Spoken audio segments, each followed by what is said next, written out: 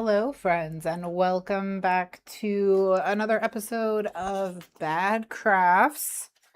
And today I'm going to jump right in. And what I'm trying to do today is make a leather bifold similar to the one from Paper Republic in concept, like this, but that can hold true A6 items. So the first thing I'm going to do is I have two pieces of black leather right here. One's thicker than the other. The first thing I want to do is measure, like in inches, what is A6. So 4¼ I'm going to round up to the nearest quarter. So it's kind of 4¼ by 6, really. All right, so we're trying to hold something. Okay.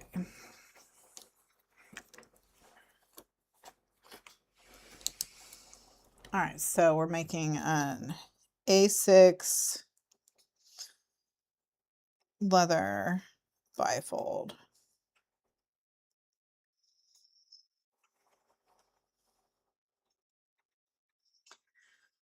Okay, so the first thing we have here then is A6 itself, which is 4¼ by 6. So when I'm trying to decide how wide to make this, I want a little margin for overhang on one edge. So let's say that's 1/4 inch plus the notebooks themselves. So that's going to be 4.25 inches because that's how wide they are. Plus and I'm going to just leave a blank here for the spine, but I'll write spine underneath it, so we know that that's what the blank was for. And then the second notebook here, it's not a second notebook exactly, but it's like the back of the notebook because it wraps around, plus another 1/4 inch. Okay, now for the spine, I want a 1/4 inch here and here as like breathing room for those. And then depending on how many strings, there's additional stuff. So there'll be a string here and here at the end of the 1/4 inches. If I want a third string, then I need to add a 1/2 inch, because then it's a 1/4 inch to the third string and then a 1/4 inch to that. I think that's fine. That means our whole spine is 1 inch. So 4½ plus 4½ is 9, plus an inch is 10. So the whole width, when it's laid flat and open, is going to be 10 inches. And then the top is easier because it's 6½. So we think that the leather should be 6½.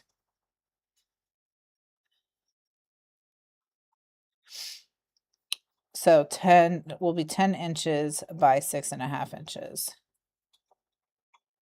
Okay, perfect. All right, then, and I think I'm pretty comfortable with that. I don't think I need to do too much more experimenting, but what I am going to do is draw it out.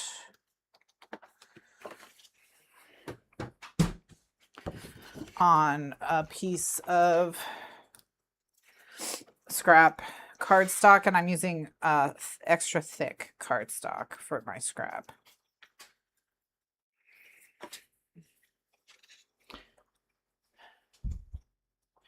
Hi, Alan. How are you? I hope you're doing well.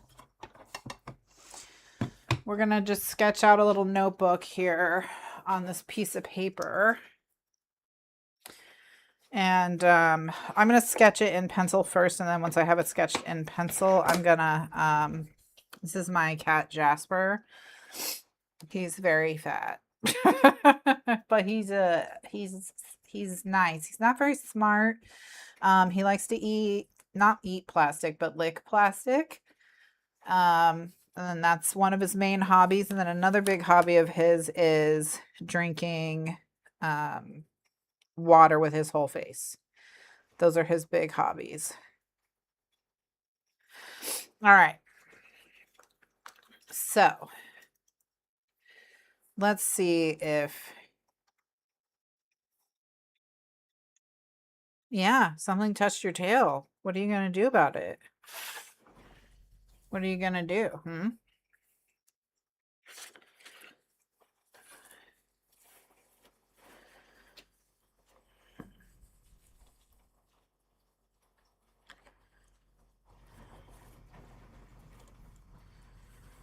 Yeah. You've got a lot of thoughts. Narrow, laser focused, laser focused. What you been up to, Alan? Working, being chill.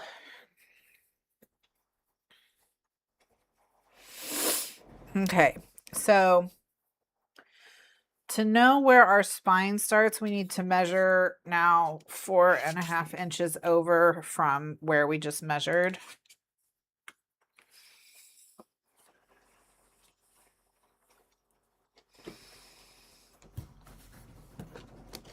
So they understand that the paper is what gets my attention. So even if I move the paper, there's always like a little, he always is going to scramble over to check it out. Isn't that right? Yeah. You do need to work. That's sad. That's sad. Horrible and sad. You know?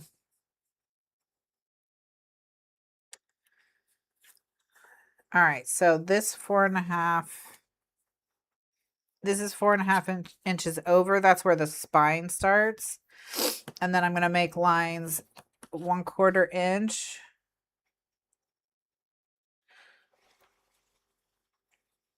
Okay. Yeah. You doing violence? Have you turned to violence?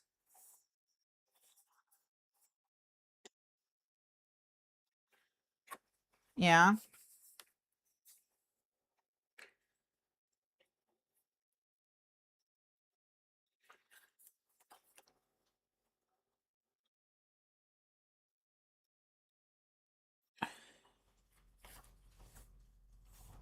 So, well, I'm glad you're off today. Thank you for joining me. Are you reading anything fun or watching anything fun or playing anything fun? What are you doing?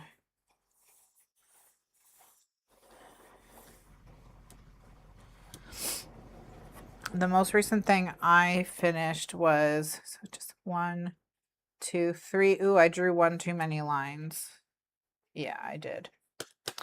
I drew one too many lines, but that's okay. We'll just erase the extra. We're just gonna erase the extra, Jasper. You don't need to be on such high alert. It's very strange. You're freaking people out. All right. So yeah, this isn't gonna erase, so that's okay. I just need to ignore it. This paper is coated because it's for printing stuff. So stuff, it's just hard to erase because stuff sticks to the coating.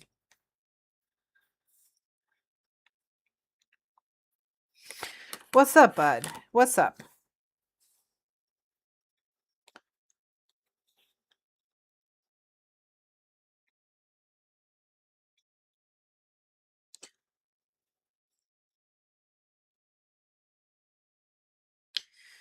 You're such an interesting little fella.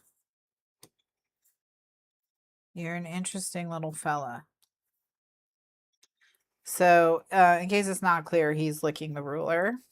I told you he's a visionary brain genius, okay?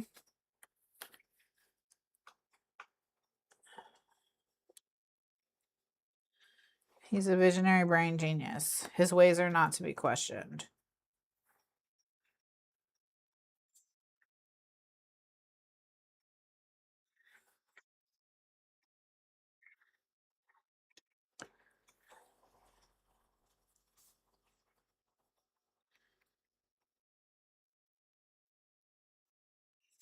Okay. Oh! Whoa. Do you hate crafting? Oh, were you gonna attack me, sir? Unacceptable. Unacceptable. Okay. So now that we've done that, we have the width mapped out. We need to map out the length. You're gonna be removed, okay? You're getting too spicy. Yeah, you're too spicy. I don't make the rules, but you are too spicy. So we're gonna try it this way. We're gonna try asking you nicely to go to your chair. Come on, get on your chair, please. Chair, please. Chair. Come on. Come on. Get on your chair, please. Come on. Chair, please. All right, well, you wanted it this way, bud. Oh, yeah. All right, there we go. Okay. Now, we just need to measure 6.5 inches down, which is just the width, I think, of this whole ruler. So we can just line it up here on the edge. You know what? I'm making this harder than I have to be. I'm going to cut the paper to the right size and then just mark where I need my holes. Wouldn't that be an easier and smarter way to do it? Imagine using my entire brain.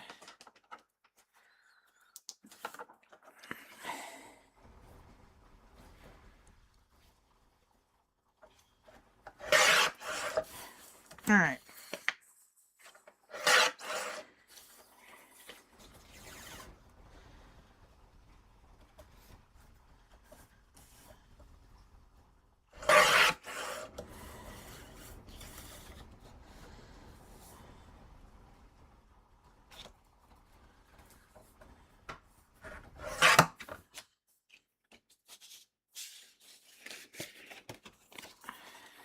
All right. Perfection. Okay, so now all we have to do is make a line 1/4 inch down from the top and then marking in on the sides.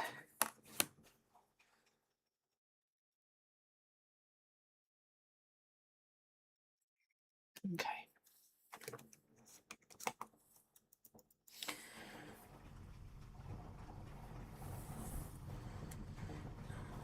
Yeah, we're gonna get it done.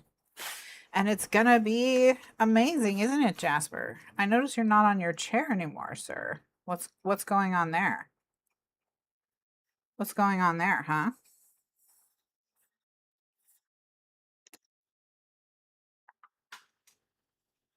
Yeah. All right, so now we need to come 4.5 inches in from the side, Jasper. You're doing great, bud. No, no. When I said you were doing great, it was because you were over there. That didn't mean I wanted more involvement from you. Okay. Whoa. I don't want to put you out of the room, but I think that's what is going to have to happen. This is your last chance, okay? Get in your chair. Hey, get down. Come on, get down. Get in your chair. Get down. Come on, get down on your chair. If I have to pick you up, I'm taking you to a different room. Okay, we're going to a different room. That's fine. That's fine. Yeah.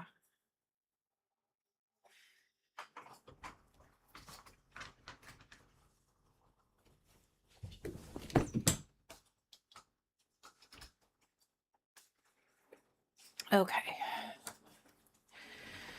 Well, he got mad and now he's leaving. so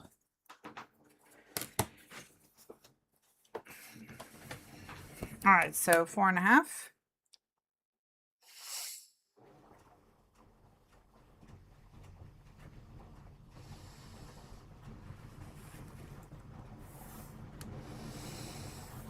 Okay, so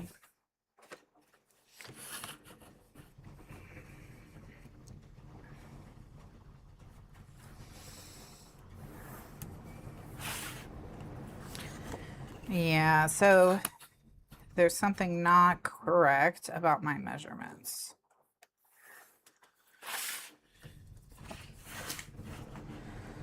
This is 10, 4.5, quarter inch, quarter inch.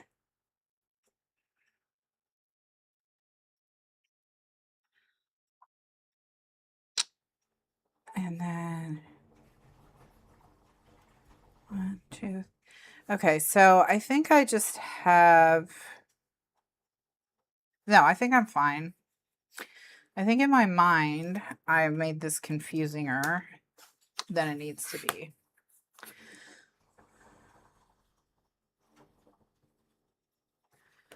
Okay. All right, so now I need to mark my second quarter inch line, which is a quarter inch down from the one that's a quarter inch down from the edge, or a half inch down from the edge.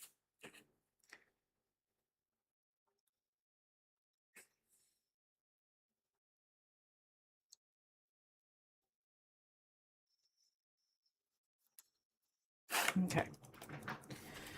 All right, so basically now I have 1, 2, 3, 4, 5, 6 holes that I need to punch, and I also need to punch one for the spine. So if this is 6.5, that's at 3.25.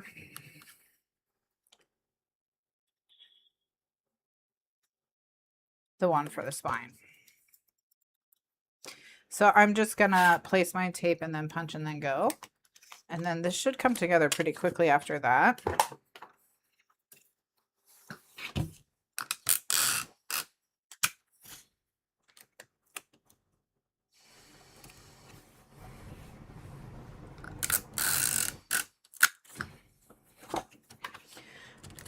Current plan is to use this as a media journal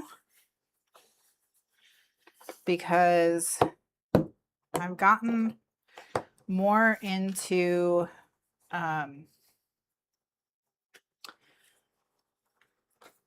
like watching, reading, etc. lately.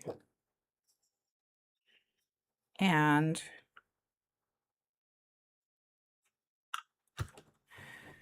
I am kind of curious about what's happening is because I am being good about watching, especially movies, more movies.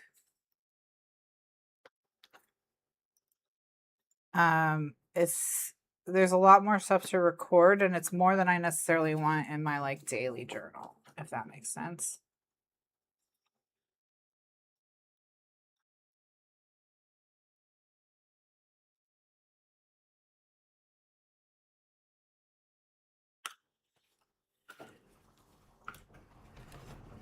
Hi, Rose. How are you?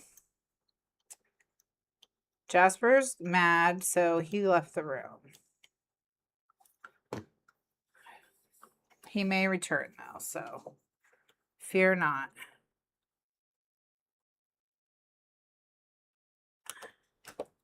Are you back? We were just talking about you. Rose says hi. Yeah. Are you going to be a good boy, Jasper?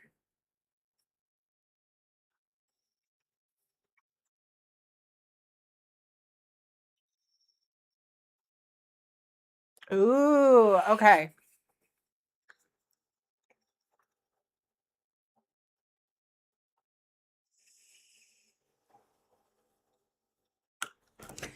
All right, so Jenny's waiting for a quote on a custom A5. Gonna get exactly what she wants. What are you up to, Rose?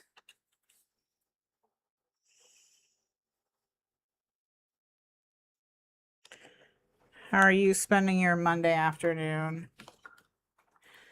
I'm thinking about only punching the holes on one side and just flipping it over.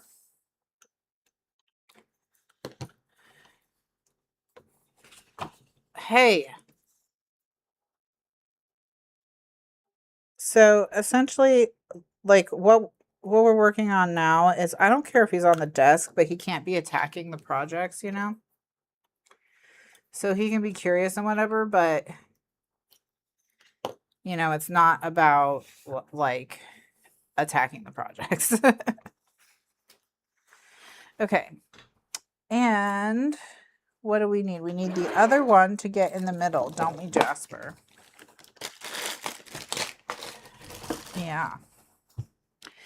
I considered doing this as a hey.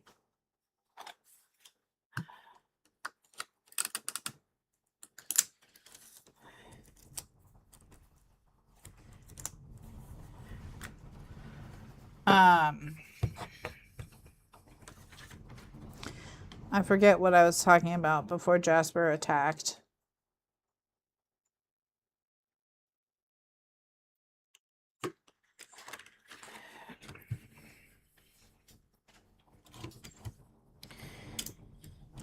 All right, and then while I have these tools out, let me look up what I need to change them to set eyelets this size.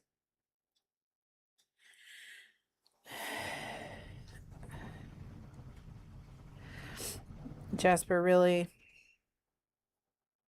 bud.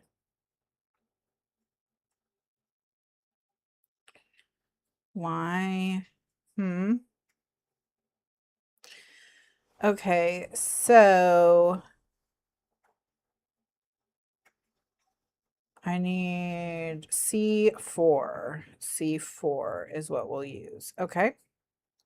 C4.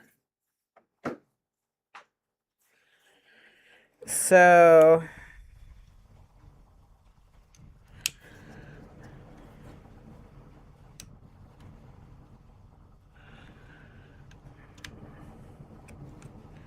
I've now switched this one to C4, and we're going to switch this one to C4.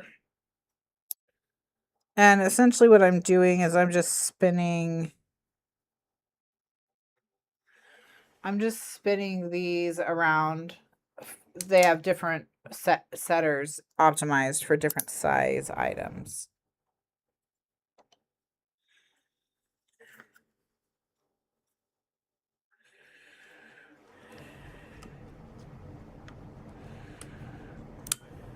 All right. So this one's now set to C4. So these are ready to go once we get the leather cut and what have you. So what I want to see next is, we'll let him lay on that for just a bit. I want to compare the thickness of this to the thickness of the two pieces of leather that I have. And this is just like going to be visually. I'm not going to do it like, I'm not going to try to use calipers to measure or whatever. All right. Yeah, so it's definitely going to be the thicker of the two pieces that I have that we use, which is what I was expecting.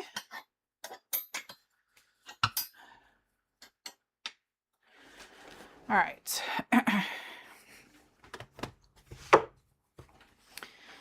So it's this one. All right, Jasper, come on. Get down. Bud, you got to get down. Come on. Come on. Come on. Come on. Get down.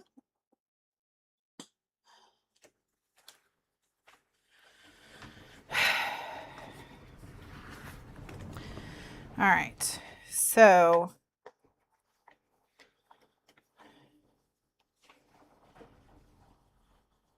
what's the plan, bud? Huh? What's the plan? All right, so I think what I'm going to do is the first thing I want to do is measure how long my my leather is. I think it's 12 inches. Yeah, it's 12.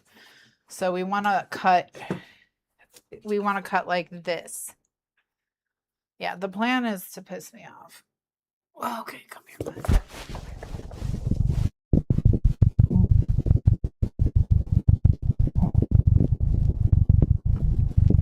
Can I cut this real quick, bud? Yeah. Is that cool? Yeah. Okay.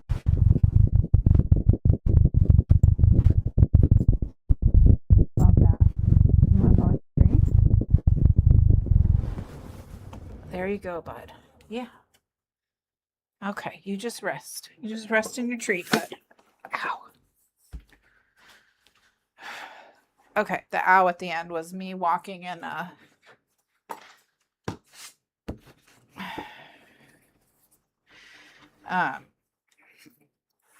okay.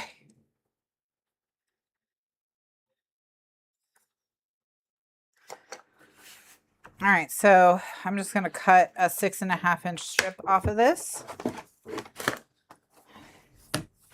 And I'm put the leather at 10.5 or at the 10-inch line so that I can cut it 16.5 and know that I'm in the right spot.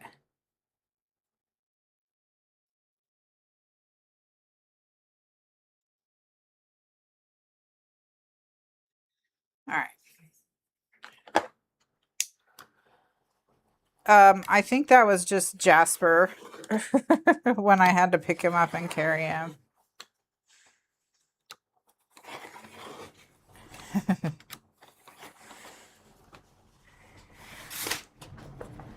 Okay, so now it's the right top to bottom. I'm gonna go ahead and just put the remnant, hang it back up in the closet. All right. Now, the next thing we need to do is cut it to the right, you know.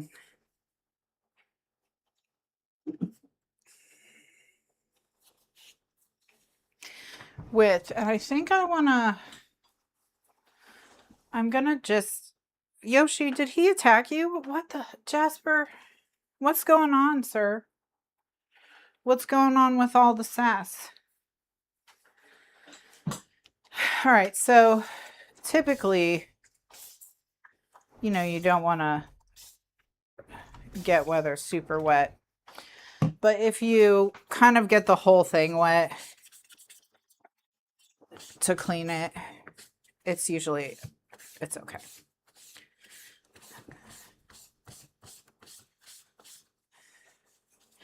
But the cats have walked on this piece of leather and had little cat feet on it.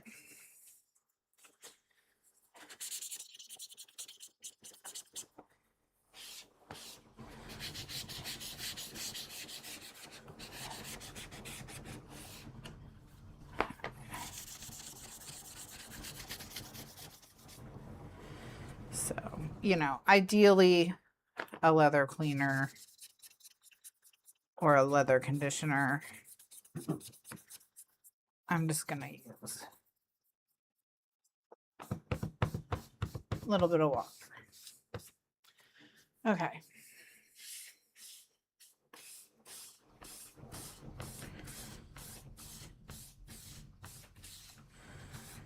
Okay. All right. Now,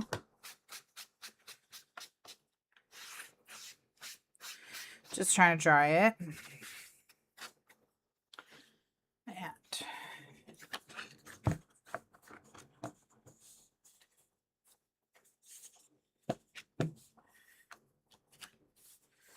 so what I'm going to do is now mark my holes.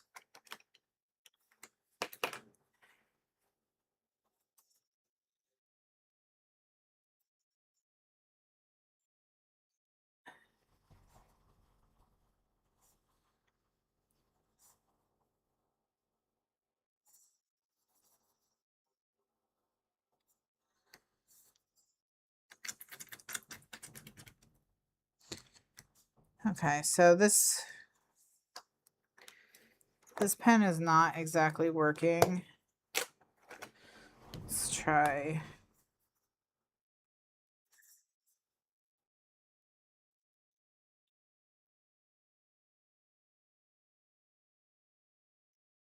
Okay. It just has to be good enough that I can see it. So that's really all. So I'm not going to worry about it too much. Oops.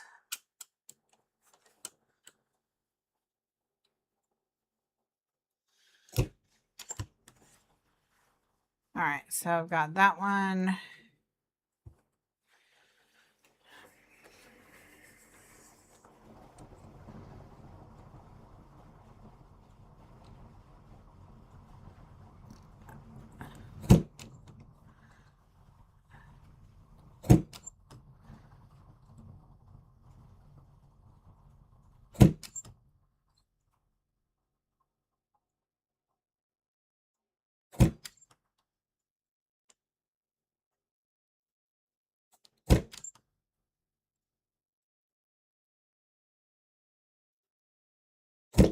Okay. So got that side done. The holes are a little out of whack, but that's okay. That's okay. We'll make that the bottom half.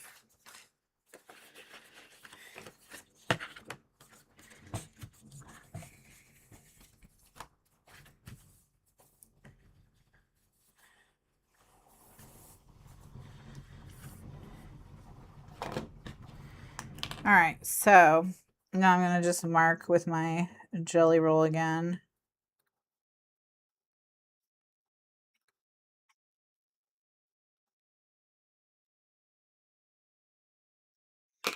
All right. This time I'll try.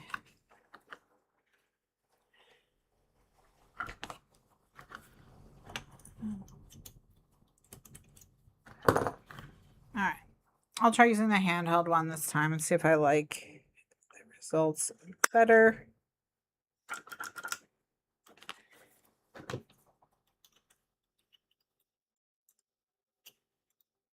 The big thing about the handheld one is I can be more accurate, but I have to remove that thing every time.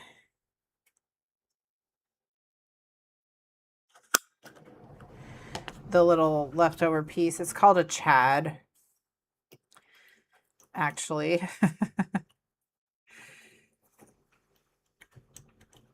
The piece that is punched out of a hole is a chad.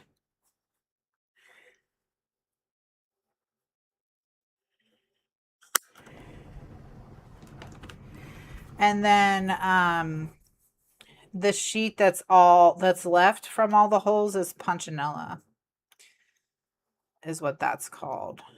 And you can buy sequin punchinella, which is like what's left over after sequins have been punched out. And so a lot of times it's hexagonal, little hexagonal holes. Yeah, not a chad. It is called a chad. Yeah. That's its government name.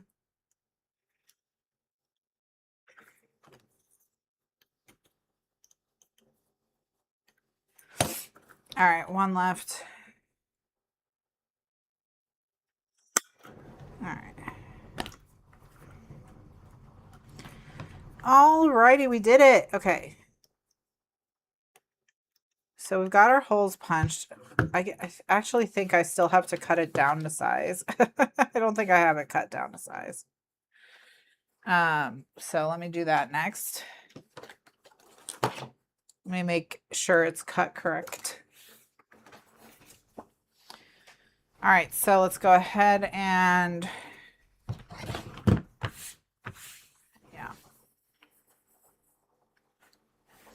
neither set of holes looks great. So, you know, that's cool. All right, so This one, it gets cut on the line. On the line. The whole thing is 10 inches, so I have it put at 10 inches. I'm going to cut it at 20 inches. So I have to just keep remembering to subtract kind of 10 from everything. Okay. So now it's the correct size. So let's see if we can quickly whip through setting all these little brads or setting all these little eyelets. And like I said, they're not, it's not great. My placement was not great. So we'll see how we do. But our ultimate goal here today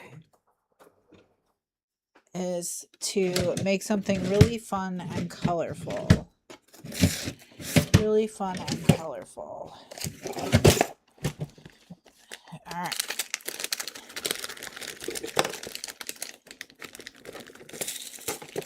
So, this time I'm going to use the gold.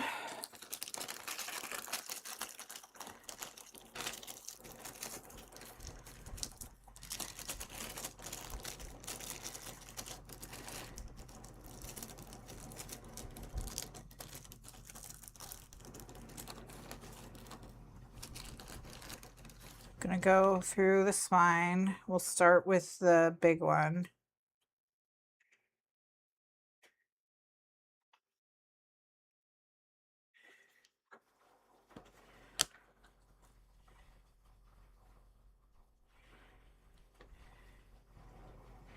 And then because of the fact that the big one has to be set, for whatever reason, when they designed it, they set them so that they get set upside down.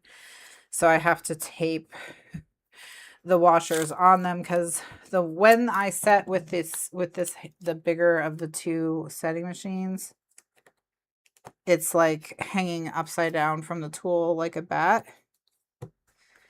So I have to hold the washer for the eyelet in place while I set it.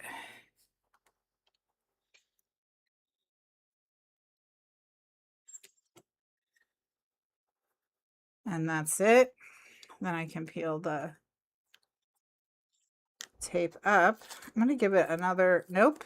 I was going to say, it doesn't look like it's on there all the way. So I said I was going to give it another squeeze once I took it off, but clearly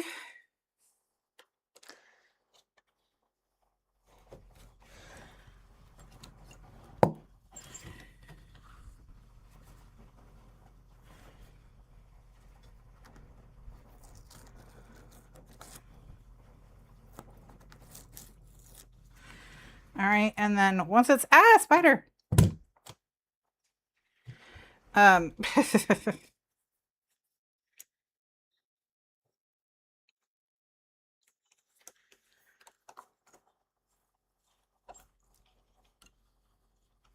just going to kind of rotate it around in there to really make sure it's nicely firmly stuck down. Okay. And then this can go away. We're done with it for now. And time to set the other holes.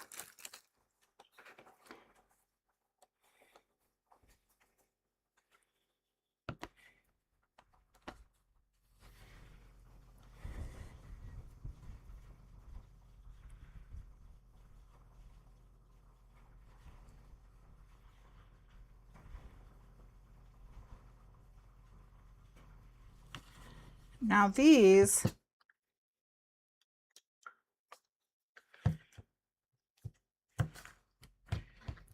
are a little easier because I can hold it so they're not like upside down.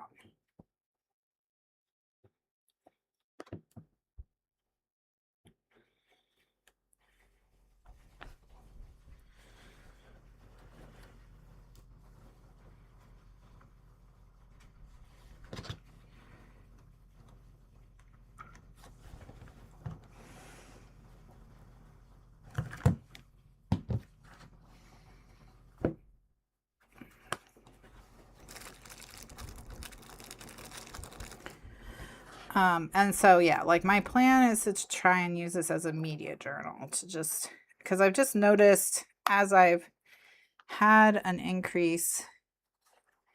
Okay, so this one's quite tall, like as in high above. I'm going to see if I can just cut this hole a little bit wider.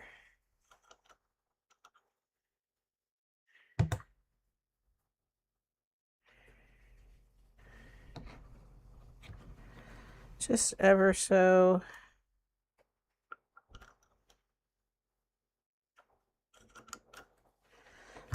slightly.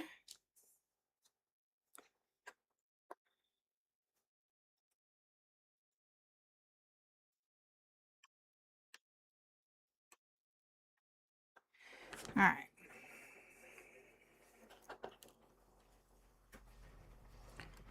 Put that down.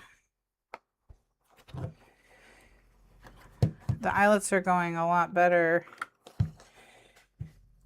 than last time. All right.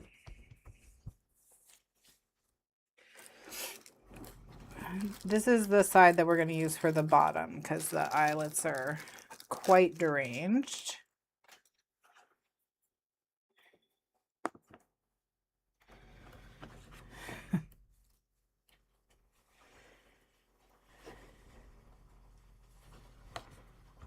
But that's okay.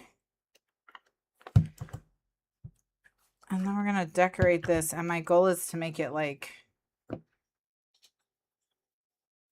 kind of very brightly colored rainbow aesthetic in contrast with the black. So I'm going to think about like really colorful charms and colorful strings to contrast with the black and the gold. But if I ever decide I don't want it to be bright and colorful and whatever. Okay, so this one is another one where it's like a little too, it's just a little too,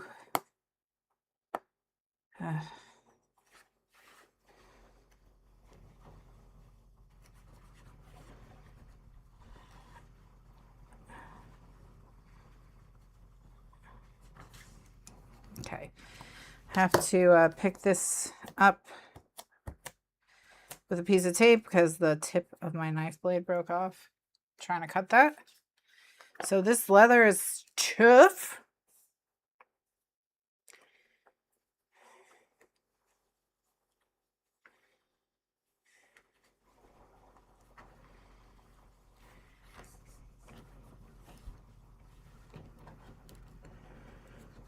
This is not an especially nice leather. It's not like a bad leather, but it's not like hand tanned vegetable Italian da da da da. It's just, you know, a piece of leather. Okay. All right, so we've got our 6 down there.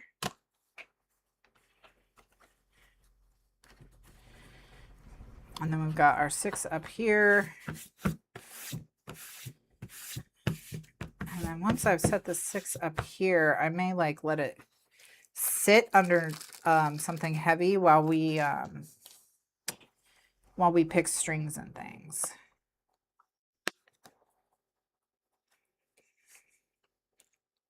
But yeah, I've noticed that now that I've had, am actually watching a lot more movies and things, that the issue I'm having is I have so much more media to write. I'm like, I had been keeping just track of media in my cousin on the days I watched the things, right? And then now it's kind of more like, I'm running out of, I don't have enough space for everything I'm watching and all my like stuff I want to journal about. So I need to separate out the media, and it'll be especially bad if I ever get back into reading. Because right now I don't have enough room and I'm not even reading. So I'm like illiterate and I don't have enough room. So there you go.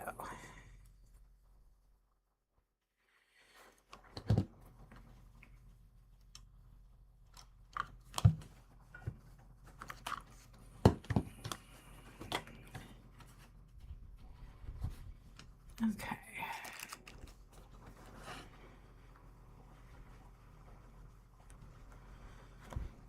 Yeah, see, this one's also too close. Let me try just snipping a little bit.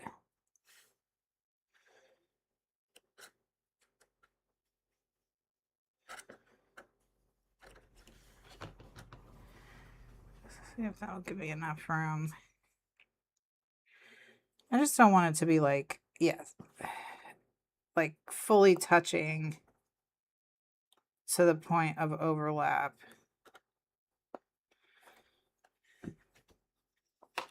Really just don't want them overlapping, and I don't really care much more than that. A lot of this is just me learning materials.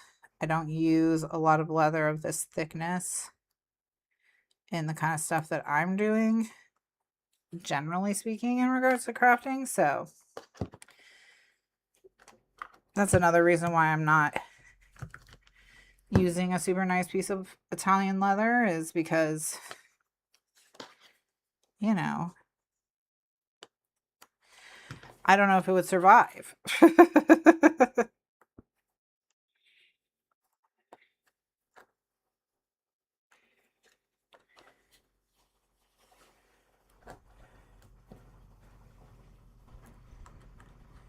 So, you know, but yeah, if you want an A6 Paper Republic style notebook, you kind of got to make it yourself. So, and I kind of want to make a B6 as well, but we'll see. I have enough of this leather to experiment. Okay. So what I'm going to do is I'm just going to put this on top of it. And give me 1 second. I have some weights.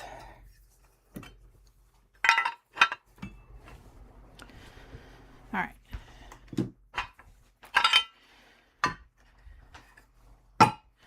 Okay, so we don't need any of these eyelets or grommets anymore, which is nice. Yes, that is a new pen, but it's my last one, I swear, because I'm reformed. I'm reformed and I don't buy pens anymore. Okay, and it's Jack's fault also. I'm not responsible. Jack made me do it. In fact, I was afraid for my life, actually. I was actually afraid for my life if I didn't do it. So.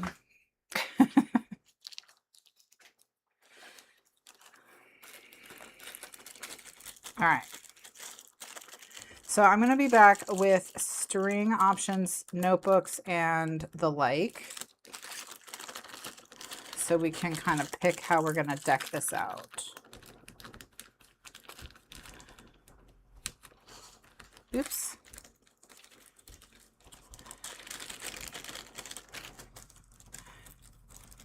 Good thing Jack's not here to catch these strays.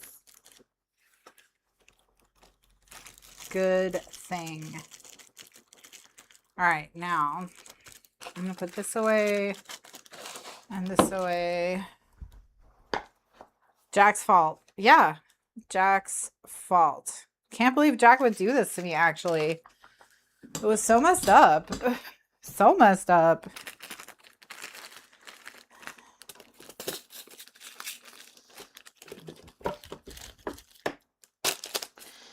All right.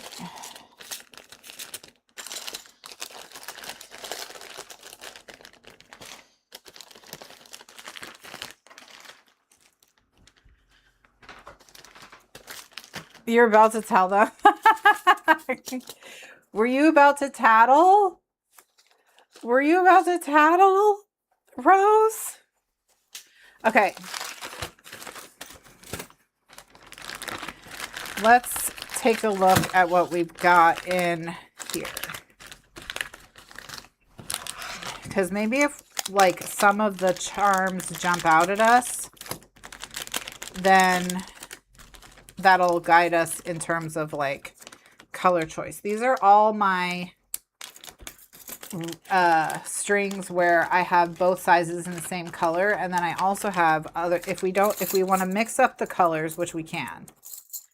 Okay, so these are nine-tailed foxes. I got this set for the cats. Hold on, let me bring it closer to the camera. All right, so I got this set for the cats.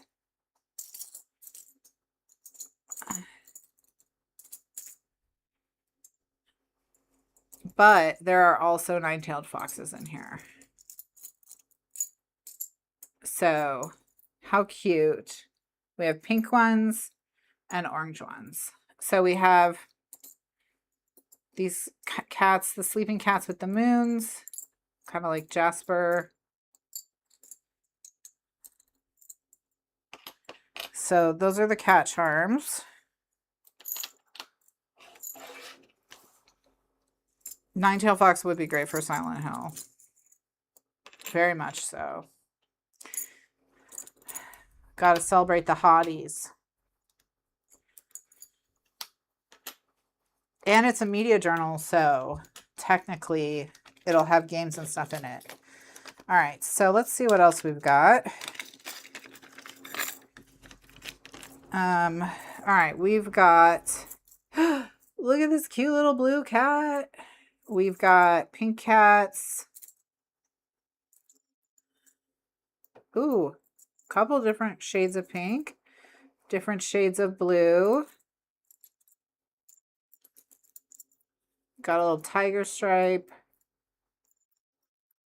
All right, so we've got yet more cats. If I'm trying to make all my cats happen, then, you know, these tiger stripe cats could work for Yoshi.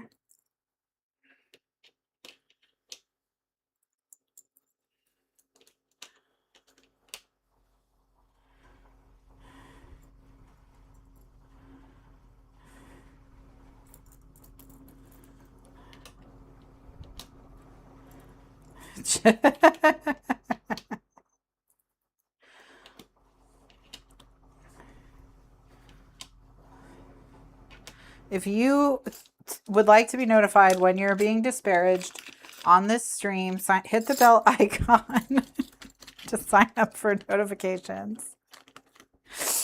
All right. So now we have more cats. An angry tiny cat. Okay. Oh no. Who fell?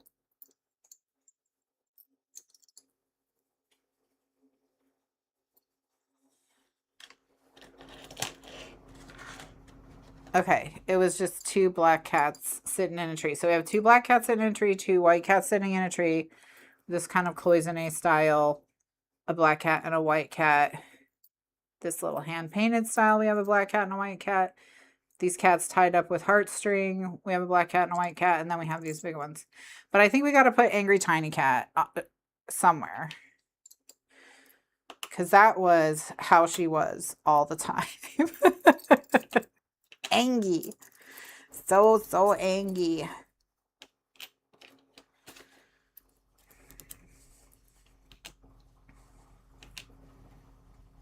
Okay. Did I get too many cat charms? Oh my gosh, with their little tails hanging down. I'm sorry, what? I don't even remember getting these. Oh my gosh.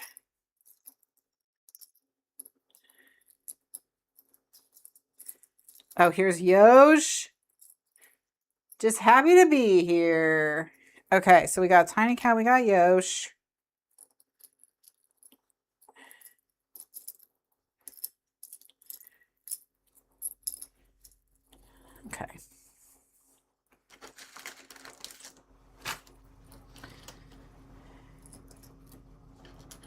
Welcome back, Jasper. He's like, what's going on? Okay. In a pinch, we could use these white and gray cats for Jasper, or these black and white cats for Jasper. In a pinch, in a pinch. Hey, bud. Yeah. All right. Okay. Love it. Okay, fantastic. All right, making good progress. Let's see what else we got in the bright and colorful bags. Pick your charm. Yeah, pick your charm. He's just going to lick plastic. All right, so we got Tiny. We got Yoshi. We'll have to go through. All right, so here we got Pride.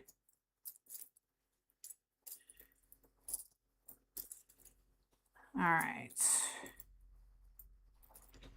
I like this heart that's made up of the little bits of the rainbow as like little tiles. I do also like this balloon and this row of hearts.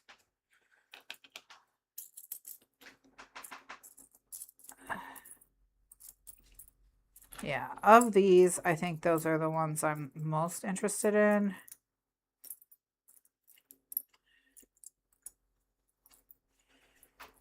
Okay. All right, and then we've got these.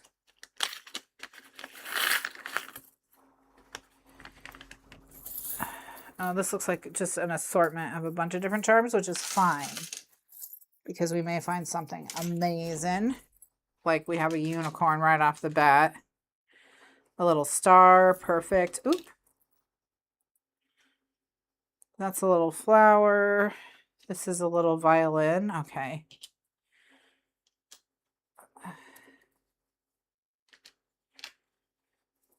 We've got a pink flower, a heart, a feather, a seahorse.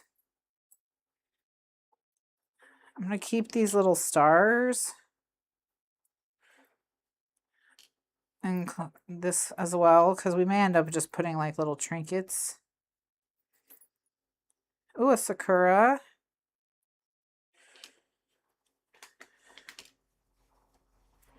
A hammer, interesting. Oh, here is a white cat with a tiny little black spot on it. And I kind of love the idea of Jasper's cat being the tiniest when he's like so much bigger than everyone else. So I'm going to set that to the side. All right.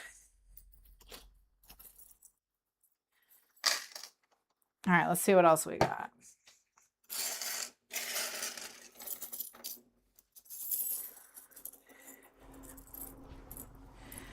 All right, we got more seahorse. A little coffee mug, another violin, a clothespin. That's kind of funny. A little starfish. Oops. Balloons. Lotus. Butterfly. Pumpkin. Heart.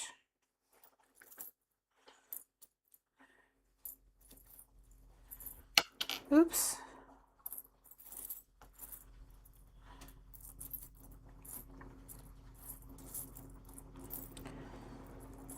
Got a little bow.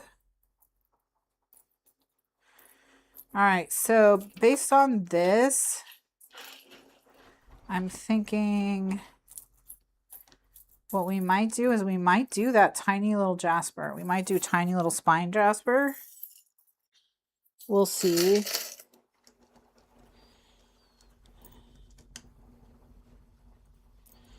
All right, let's see what we got over here. Our last little bits.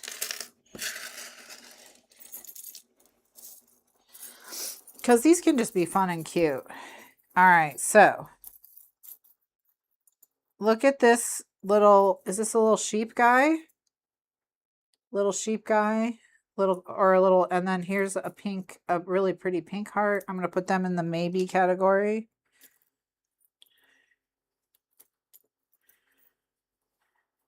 I love this little manta ray.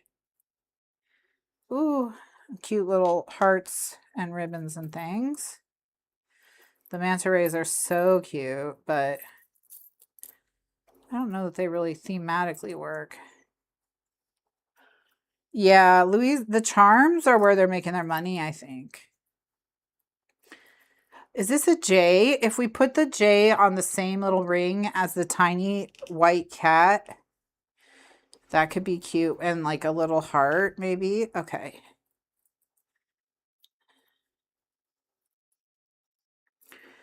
Like the upcharge on the charms has got to be where the money's coming from. Okay. All right. I think we're in pretty good shape. So we can put something together. Oops. We can put something together. All right. So we need, what do we got? We've got angry tiny cat. This one will make a little cluster with like a heart, a J, and the little tiny, the white cat with the tiny black spot. We got Yoshi. He's just happy to be here. We got the hearts. We'll pick one of those. Okay. Let's see. Let's see. Let's find a kitty. Let's find a kitty.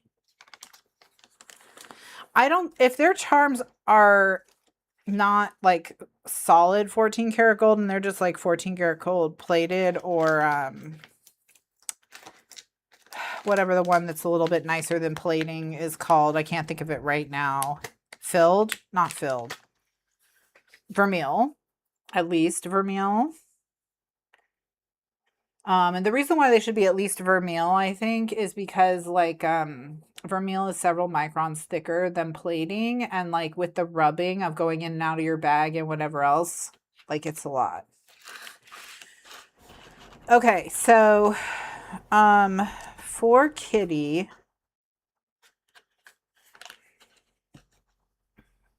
Jasper, why did you lay on all the cats? We could do just the pink cat because she's a girl, the only girl. So that could be, we could do a pink cat.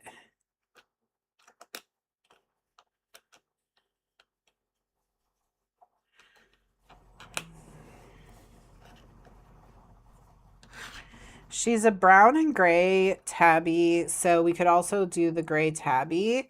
But I feel like at that point, because she reads more brown to me, like visually, we might as well go with the pink. And that way it's less like we tried to match and couldn't. All right, Jasper, can I have this? Would that be okay? Thank you.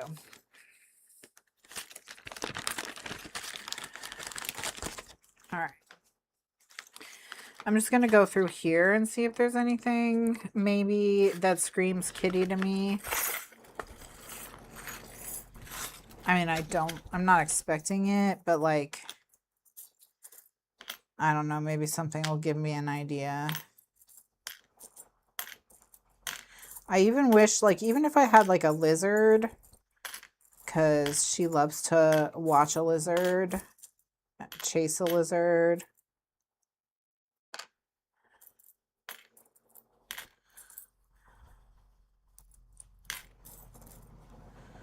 Could also do a crown for her because she's the queen. So we do have a crown right there. We have a gold crown.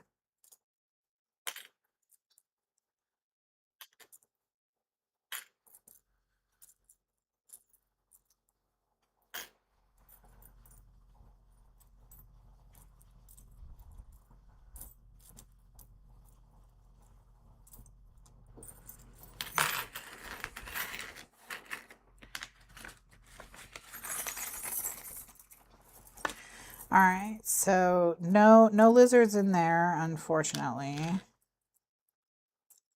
A flamingo. She used to live in Florida.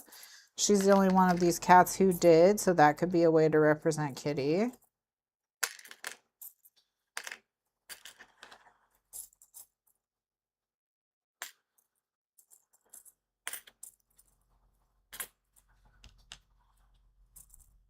Same with this sea turtle.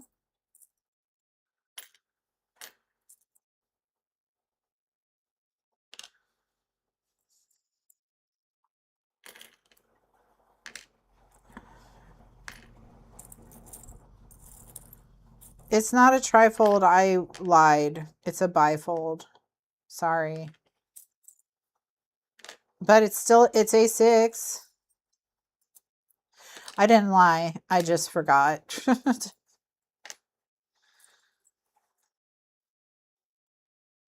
Well, I was hoping we might get lucky with a lizard, but we did not. We did not.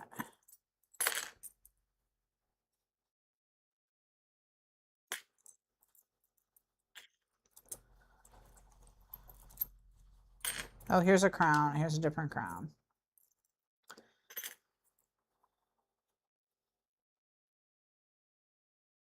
All right, so here's what I'm thinking. So for this one, we'll put Jasper in the middle.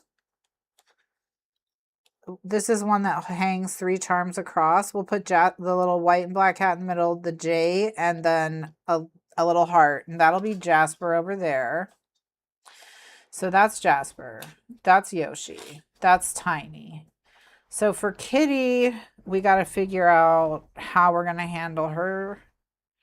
And I think I kind of like the idea of maybe a crown and something kind of Florida vibes.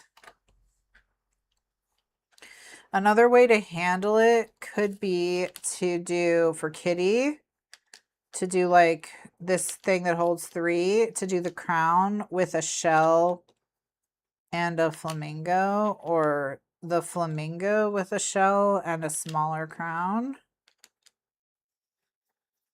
So that's another way we could do it. And then Jasper could just be just the little white cat.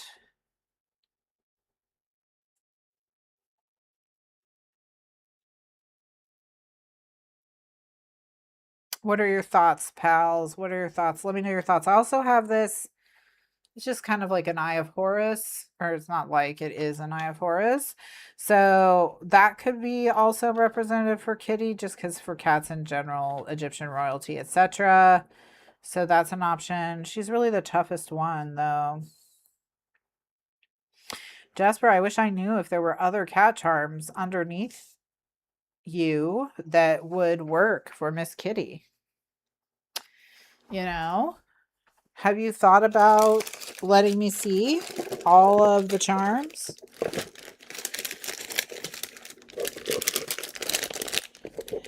He's like, yeah, I thought about it. What do you, I'm not going to do it. Just because I thought about it doesn't mean I'm going to do it. I do have one last little area where I store charms. They're just very antiqued, so I didn't pull them out for this particular project, but just in the off chance that there's a charm that looks kittyish.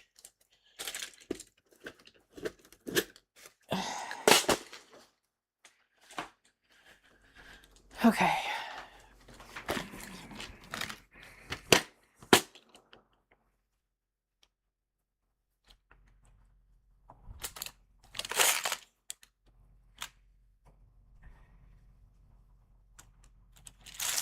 Yeah, I mean, I'm just looking. I don't think I even need to open this one really, but because there's nothing bright gold in it at all. Let's see about here.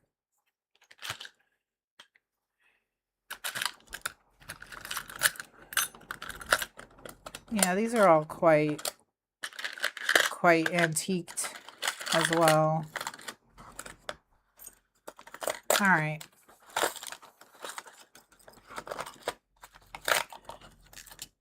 Yeah. Okay, let's do flamingo crown shell. Or no, crown shell turtle.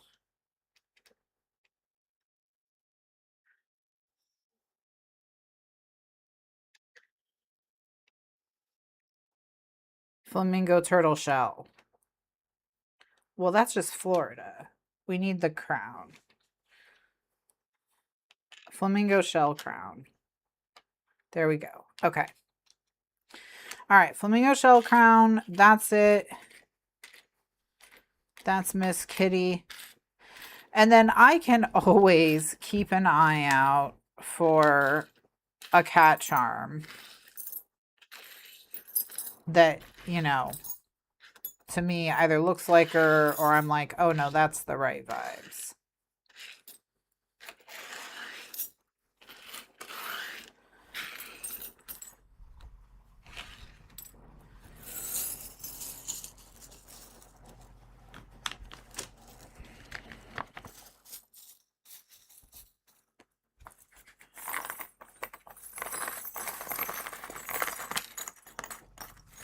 Okay. All right, so with this, I think maybe we just do just the heart and the little tiny cat, or just the J and the little tiny cat.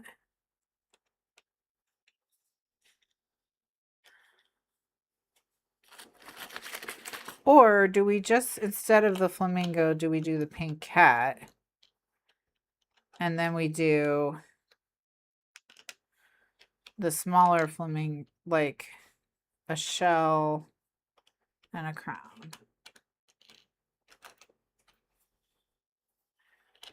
Yeah, there we go. All right, let's do that. Okay. All right, so I'm going to get started adding jump rings to these. Jasper's fully asleep, by the way. Oh, he said, don't talk about me. Don't talk about me like that.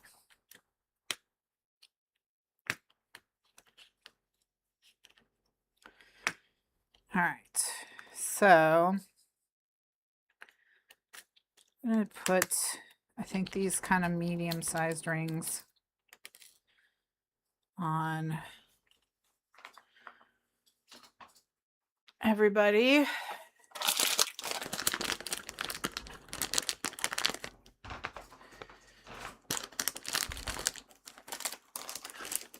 All right, so, but also, Jack, I'm glad you're here because I thought you might recognize this.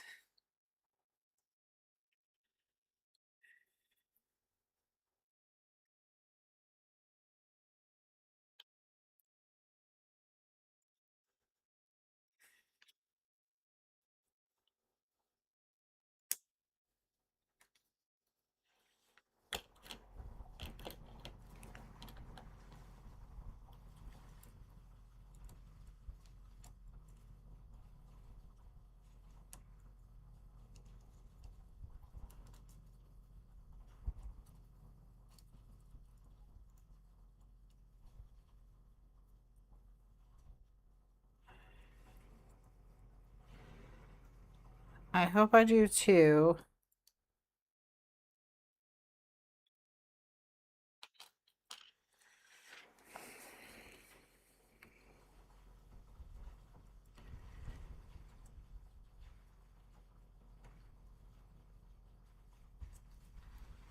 I hope I do too. This is the Jinhao 59.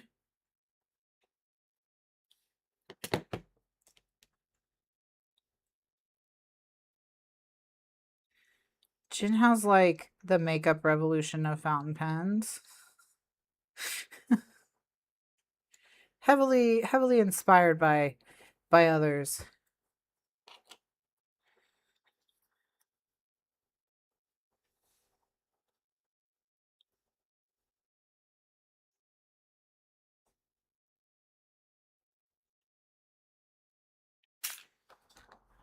I got the burgundy one. Yes, I got the burgundy and gold.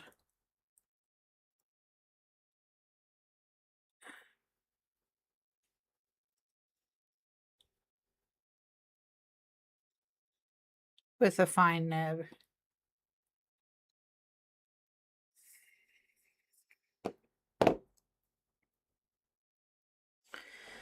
I should have attached these before I close them again.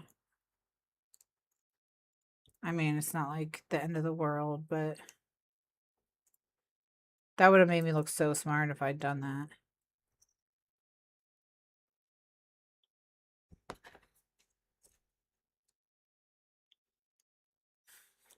Would y'all have been fooled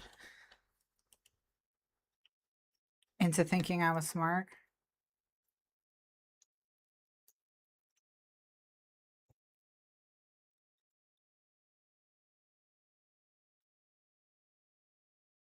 My personal experience with Jinhao, and admittedly, I don't have a ton, okay?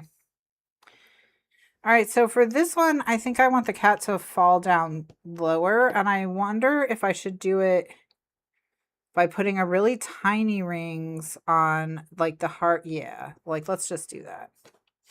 Let's put really tiny rings on the crown and the turtle.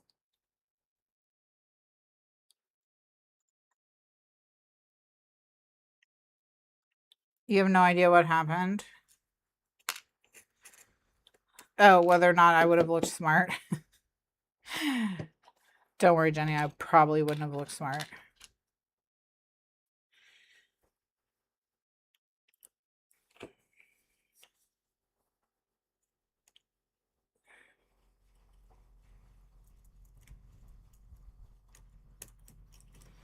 Okay.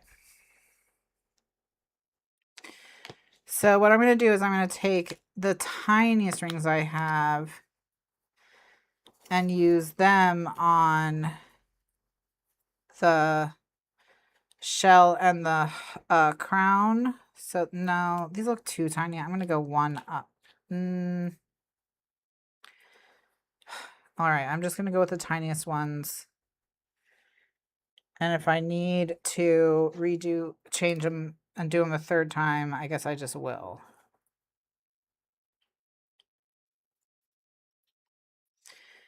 It's just really hard when you're as blind as I am to work with these really tiny little things. I need to get one of those like magnifying eye shield things.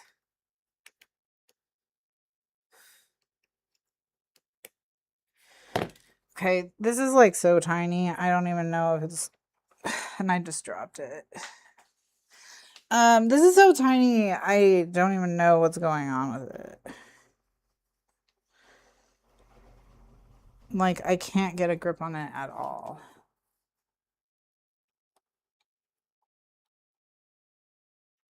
Okay. As soon as I started complaining, it worked. So, Jack, my experience with Jinhao as like just a brand has been that their quality control on their fine nibs seems to be quite a bit better than, well, certainly their extra fine nibs, which is the only other size nib I've tried from them. So I just kind of tend to think of them as like a fine nib company. If that makes sense. Now they're juicier nibs, like they've started coming out with, like I think Jenny has a medium. They might be better. Okay, so yeah. That was the correct one, was to struggle through and use the tiniest ones. That was the correct answer. Sad for me, because that means I got to do it again.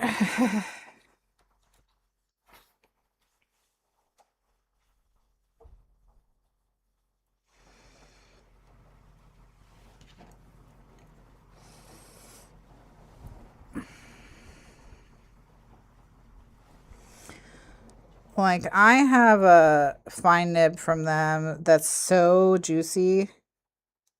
Now, granted, I did do a little bit of nib tuning to it. I'm not like anywhere even close to an expert or whatever, but I did order a custom grind from a Nibmeister for my birthday. and it had problems. And so they kind of were walking me through some like basic at-home tuning you can do before I sent it back. Now, ultimately, it had to go back.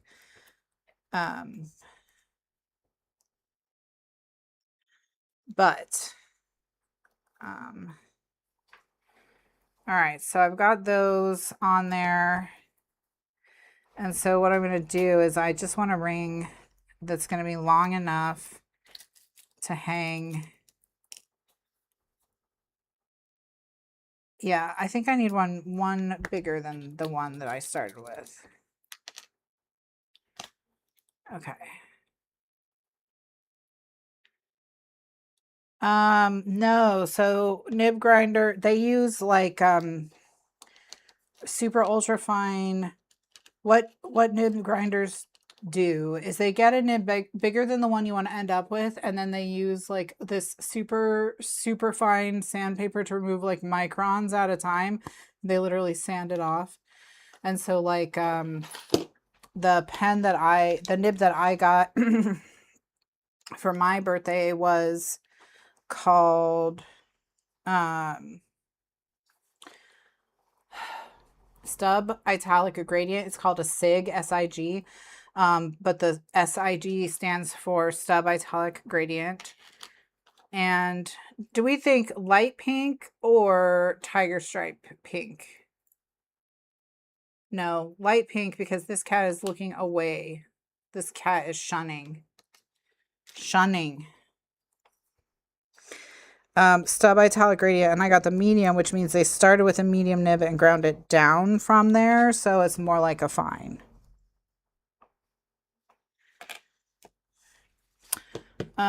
So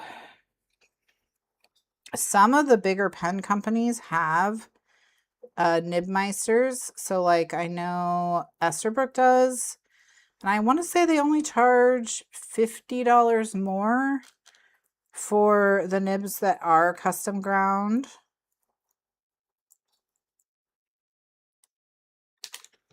And then if you go to pen shows, a lot of what people like to do at pen shows, and a huge part of why people go to pen shows, is to meet with nibmeisters and have custom grinds done on just like literally on the floor or whatever.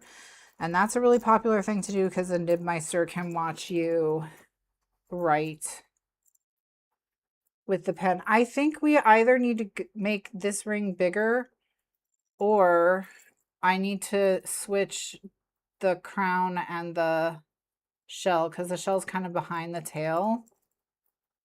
And so I think I'm going to go just make the ring bigger because I can. I have one more size up I can go. Hopefully that doesn't bite me later. But yeah, so like people will go to pen shows and the nibmeisters have like tables and stuff, and they watch you write, and then they grind your pens right there. And so apparently they can be like, you can be like, well, I really like this pen, this nib, but it's a little bit scratchy when I make an O.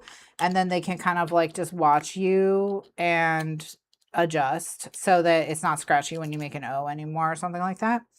And what's really interesting is when I first, unfortunately, friends, I think I have to actually do it the other way. I have to, looking at the size of this ring. Well, let me just try it.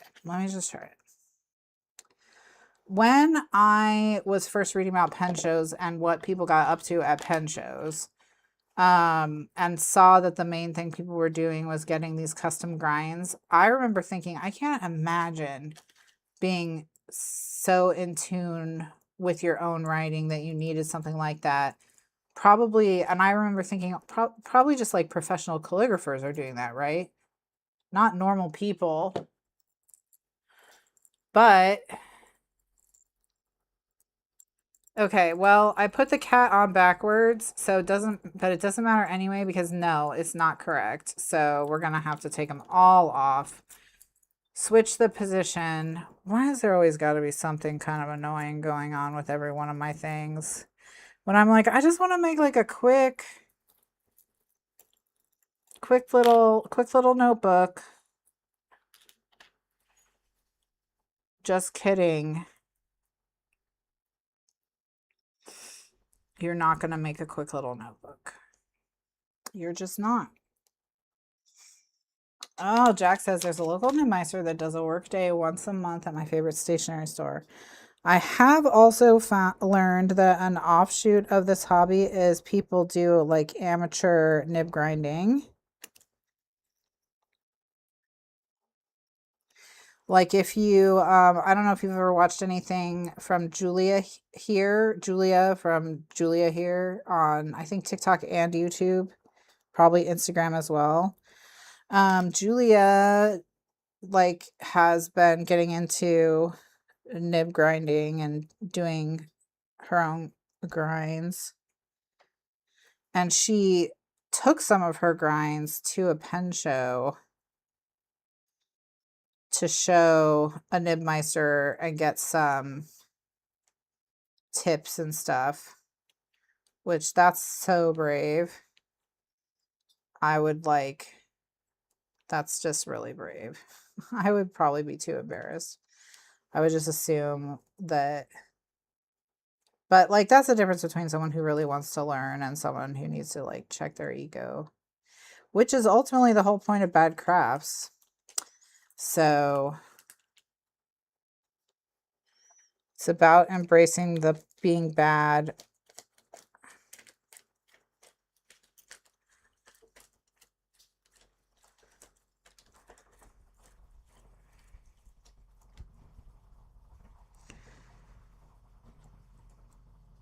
All right.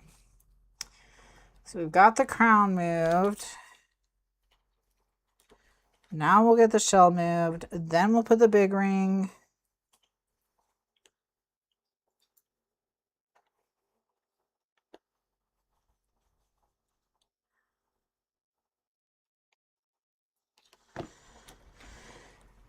Jasper.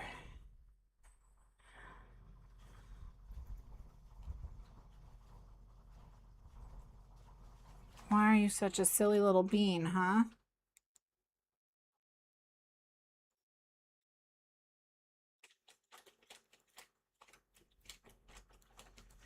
All right. And part of the reason I'm going off camera is I have to hold it like very close to my face.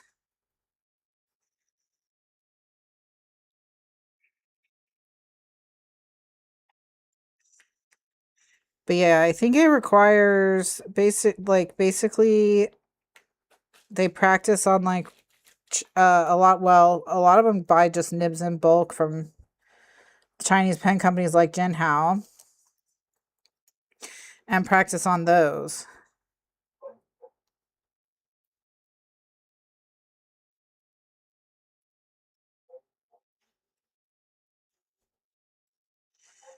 And supposedly the better you were at geometry,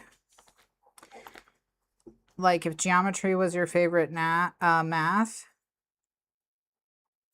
Oh, good. I put one on backwards.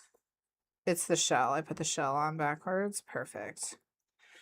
Then there's a better chance you'll be kind of okay at it than if you like are like more of an algebra person. Because it involves thinking about like the shape of the nib and how it's connecting to the paper and things like that.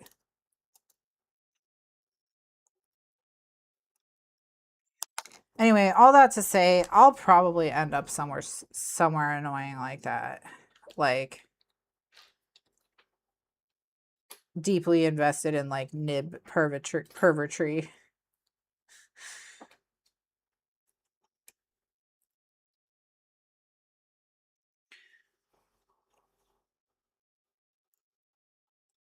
All right, so Jenny did not like geometry, so Jenny probably we can count you safe from developing nibmeistering as a hobby.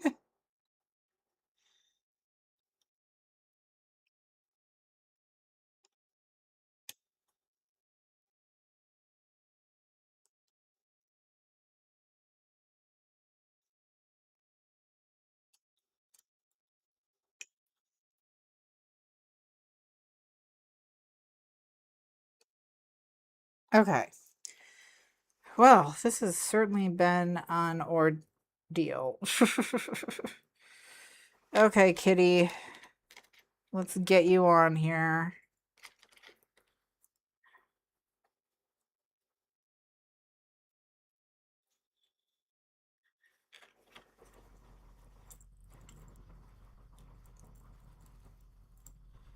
Jack says geometry also not my favorite math. Okay. All right, so now we've got the charm, and I definitely hate it. So, let's take it apart, and we'll go with the original idea, which was using it for Jasper. Okay, so essentially for now, I think the way that we're going to solve this is I'm going to use this little cat for, I'm going to use this cat for Kitty because it's like brown and black like she is. And then I'll look for a cat charm to use.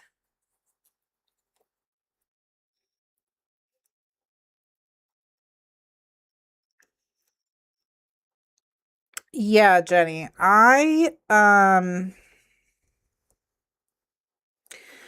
only interested in, I'm not interested in custom grinds so much as I'm interested in specialty grinds. Because I like a stub nib already, so I was kind of interested in like the other, other things you could do. Like, so that's why my next was a smooth italic gradient, a stub italic gradient, which is kind of like a stub that's less sharp, and so it's smoother, and so there's a little less line variation, but it's a little less scratchy, which, I mean, assuming you've written with a stub and that you know what that means. I mean, you know what scratchy means. You're all very smart, super geniuses, actually, so I'm sure you got it before I did.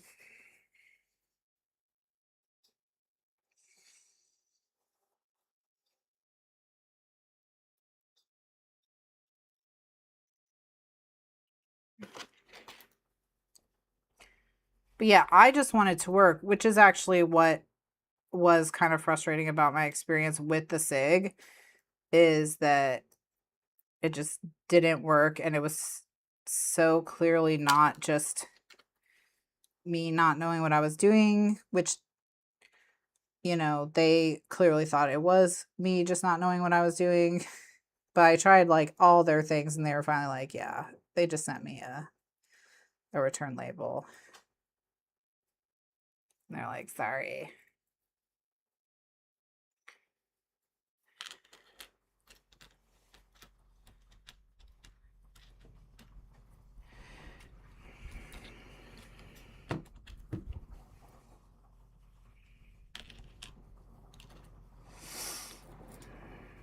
All right, let's get some more of these tiny little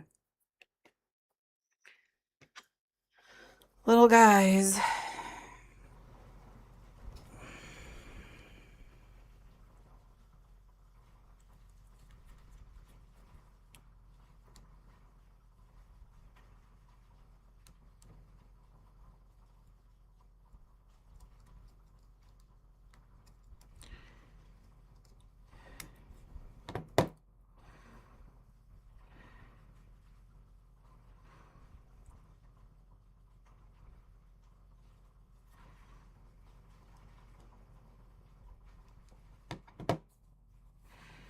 All right.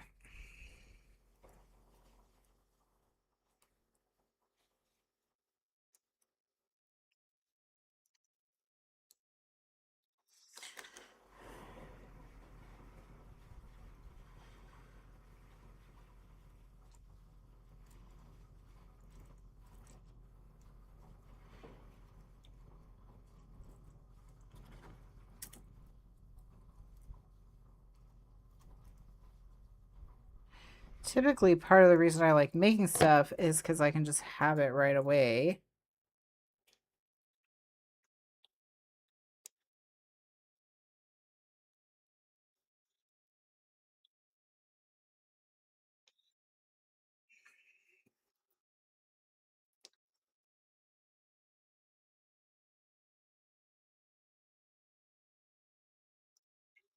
This is just,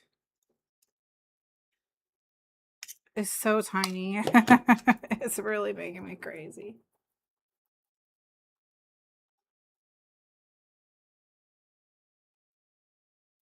I drink the Jamaican Blue Mountain coffee from Costco. That's my coffee of choice. I make I make 20 ounces of coffee. I put it in a mason jar with Thai black sugar syrup and cinnamon, a scoop of fiber powder, and a drop of iodine. And I shake it all up and I put it in the fridge overnight. And then the next morning I pour that, I shake it again with some half and half, and I pour that over ice. And that's how I make basically close enough to a brown sugar shaken espresso from Starbucks with like minimal effort by me. And I pretty much do that every day.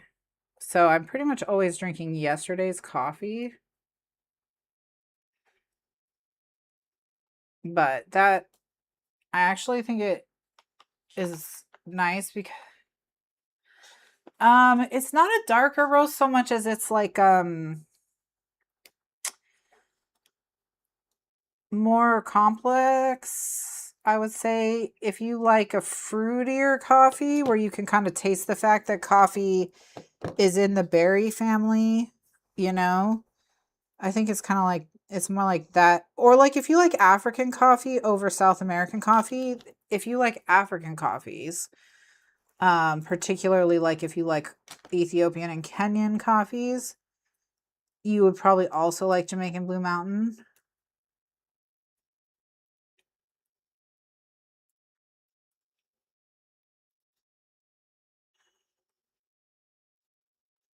I personally just tend to prefer. Okay, yeah, this is a lot cuter because it's just like the J and the little thing. Okay, so this works better.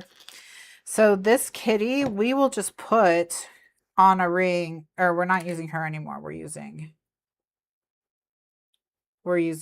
the other cats. Okay. All right, so we got kitties, those kitties. All right, so here's Jasper. All right, so on the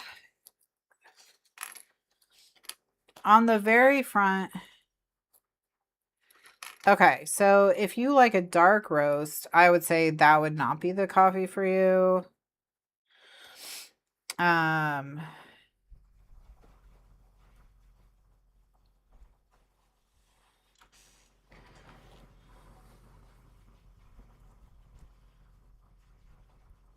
Because that usually gets roasted to like a medium. See, I like a lighter roast. I'll even go to a blonde roast. But I like a city roast. That's my favorite kind. So I like a lighter roast because I feel like I can taste the coffee better, or at least in a way I prefer more. But that could be a product of choosing fruitier, more complicated, like kind of flavors. And I've never had Viet coffee, so I don't know like where it would fall compared to that.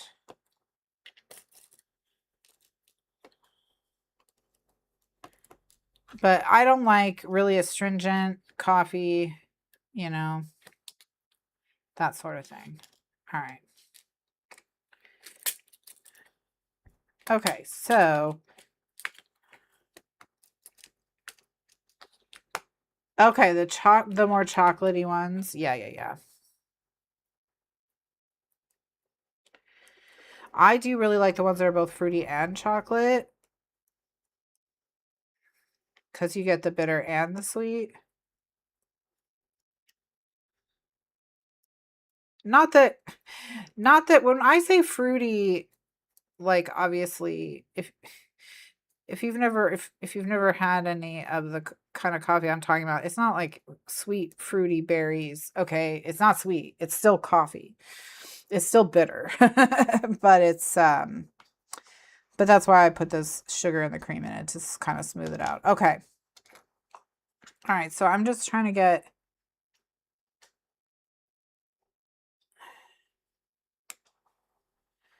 But yeah. Yes, fruit brews are very acidic. Exactly.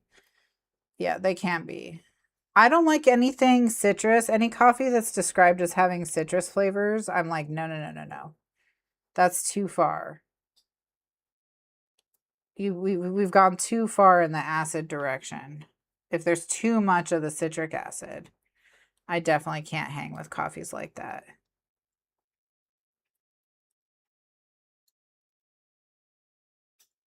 Okay. All right, so we've got that done. Let's get Tiny on a ring, Kitty on a ring, and Yoshi on a ring.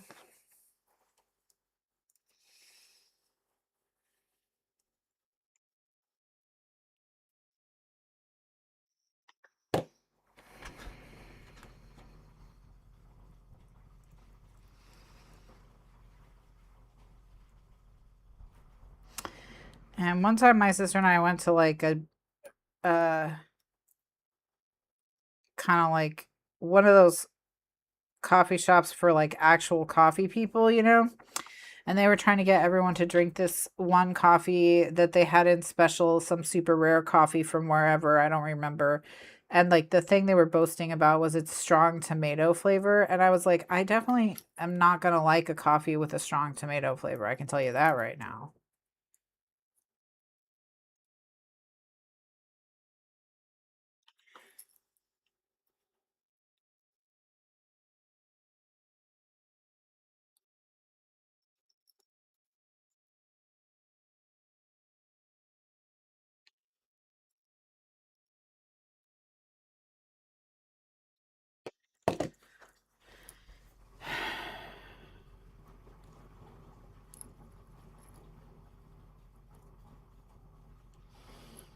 But I'm not like a super coffee smart person, you know? When I lived in Florida, and I could still do this, I just don't. I don't know why. But when I lived in Florida, you know, Florida has a lot of coffee roasteries in it.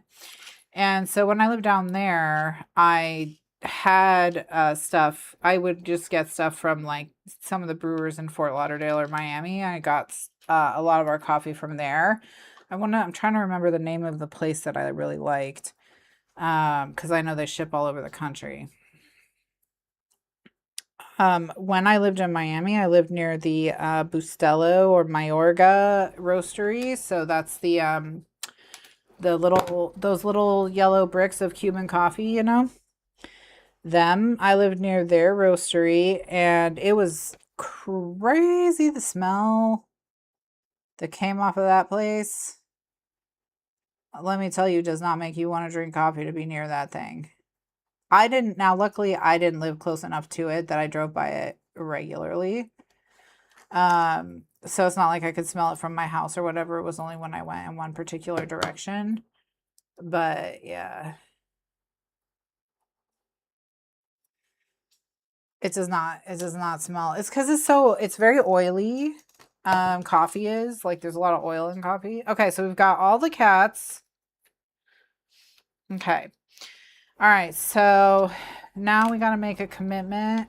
So let's think about who we're going to put where. So on the spine, I think we'll put the 3 current cats like so. And then on the front, we'll put Angry Tiny.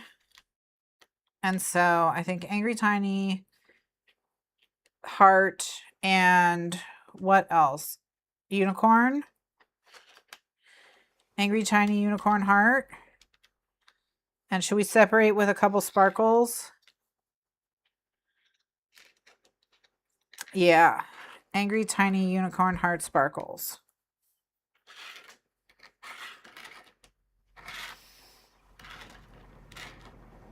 Yeah.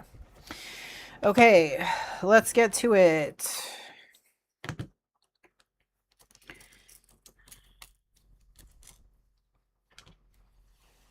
So many of these places love.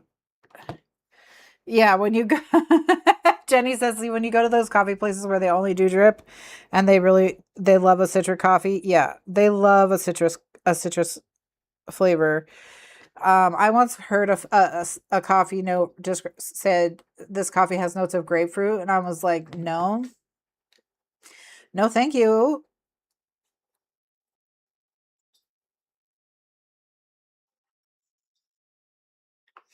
I don't need grapefruit coffee. Thank you. I don't even hate grapefruit, but I don't want coffee that tastes like it.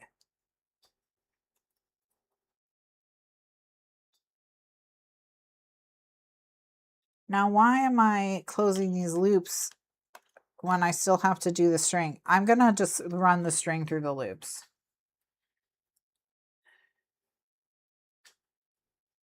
That's just what we're going to do. Imagine if I got done with all these charms, and then we go to put it in the book and I like didn't measure right and the book is not actually A6. But you know, that's bad crafts for you. That's bad crafts for you.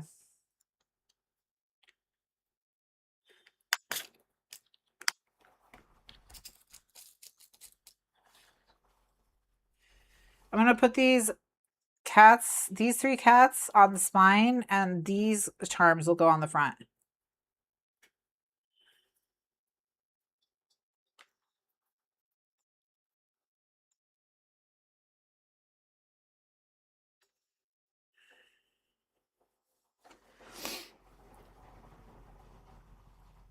Oh no, Jenny. Jenny said when she was in Kobe, their signature blend for the day had grapefruit notes, and they poured everyone cups and had to take it to not be rude. That happened to me when I was in Turkey. I was in this marketplace, and they were kind of just culturally when you would go shopping, there was like a whole in the culture, like you would greet them, you would chit chat about where you're from. They always have a cousin that lives on your street, that kind of thing, you know. And it's part of the whole like process, because eventually you're gonna like bargain later and whatever. And so part of this was you had to drink. Well, you didn't have to, but they would serve you, and it would be rude not to drink this small cup of Turkish coffee that was like, you could stand a spoon up in that stuff. Okay. So, you know, I thought I was going to have a heart attack by the end of the day. I was like, I got to stop shopping because I can't drink any more of this coffee. My weak American circulatory system can't handle it, can't handle the rush.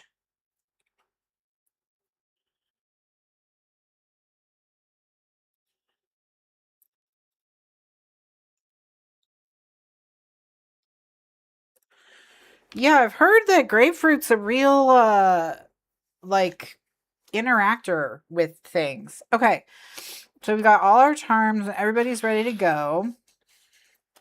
So I'm going to put this stuff away.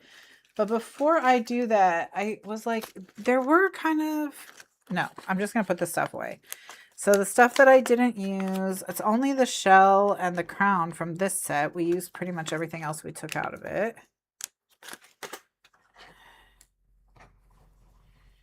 Yeah, so I need to find like a cute little tabby charm.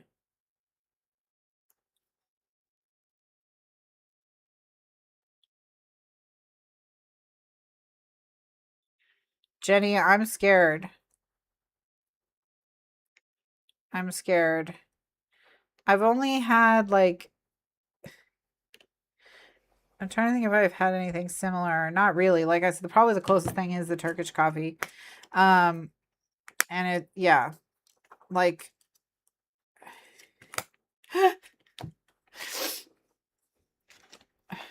my limit for the day is 20 ounces of like coffee that is safe enough to be sold at Costco. All right, so now I need to put all my cats back into their little bags. So let's just make a pile that's like all cats.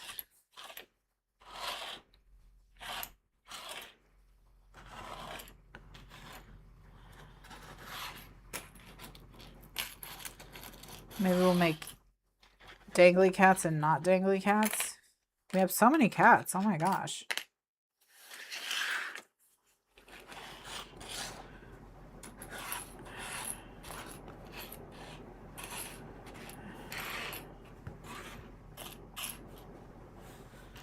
All right, let's get put the foxes by themselves.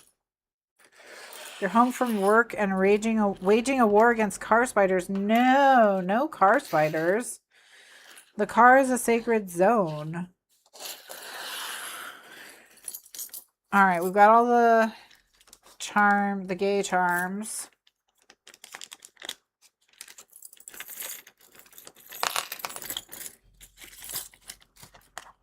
So, do queer charms.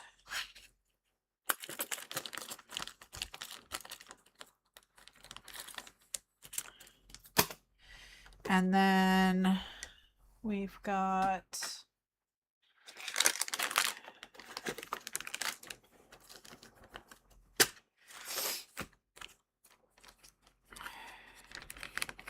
all the various cats.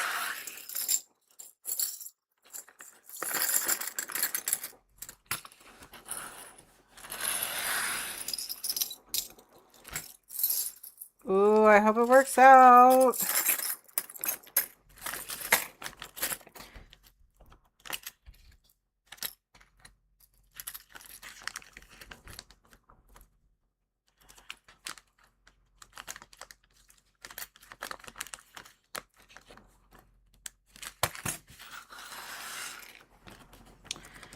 All right, and then I'll put all the foxes together.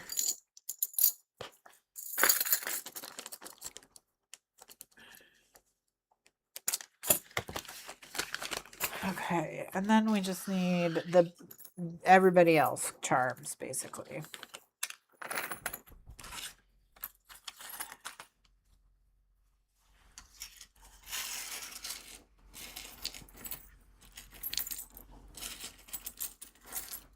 Jenny's dad with the postal secrets.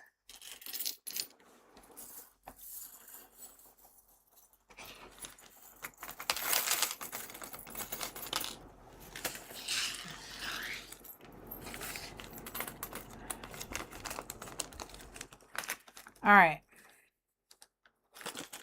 So all the charms are good. All right, let me get the charms out of here so we can have more space to pick our ribbons.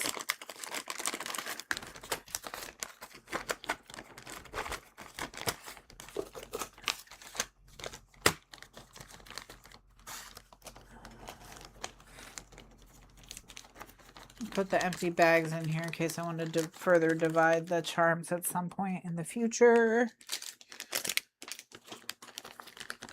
All right.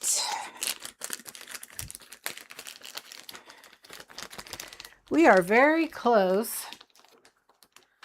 to having what we want. Look at us. See, the more we make them,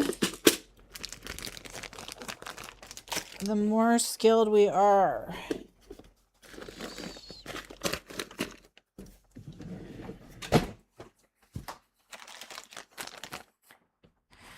But really, like, if you were gonna make these for like your job, having a die in the shape of your notebook, that would really be useful. Okay. Oops, we have some escapees. Let's take you all back. Oh, you're not escapees. I'm not done with you yet. That's why you're still over here. Okay. Just kidding. I need these to attach. Okay. All right. So let's bring it out. We've got it. Here's the book.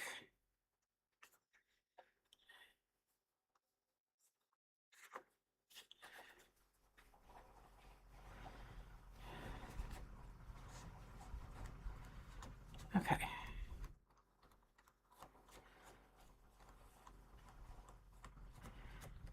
All right. So now colors. Okay. These are all the colors where I have a matching big one to close it and a regular, and then the regular strings to like go down. But I also have these strings where they don't really have an exact match. So we'd have to coordinate. And so what I mean by that is like maybe we use this seafoam blue with this lighter string. You know what I mean? So these would have to coordinate back and forth. This is for me. It's going to be my media journal, I think. And then these are the books that are going to go in it. These two little books. And then I have little pencil boards for them.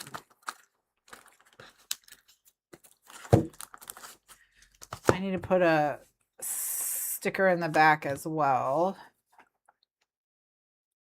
I think I'll put it on its side, maybe. We'll see. So I want it to be colorful. There's a lot of red. So I'm thinking maybe we go away from red. I'm kind of liking the blue, green with blue idea.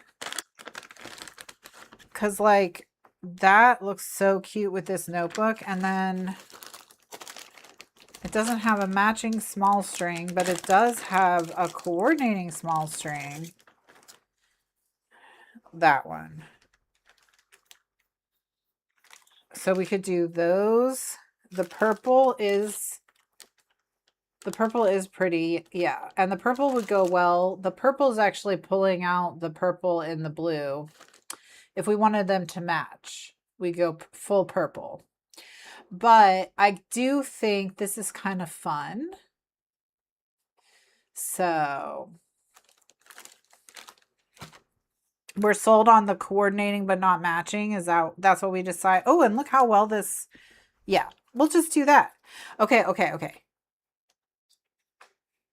Before we commit to these two, I was like, maybe I just want neon. No, the neon is not good. But yellow, maybe. No, the blue's cuter. Okay, we're going to commit. Can I do purple and seafoam? Yeah. Let's see them next to each other. Okay. Let's see the purple with the seafoam. Okay, that's kind of...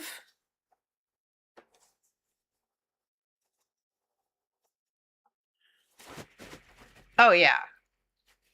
What do we think the purple's better, right?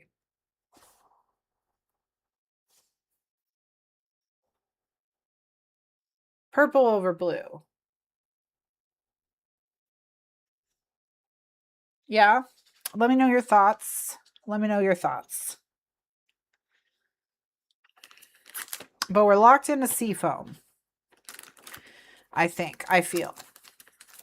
That feels right. Sarah, that is what I like about it as well, that the purple is a little bit brighter. So we're on the same page. Jenny says purple. Okay. We'll just go with purple. That's what we'll do.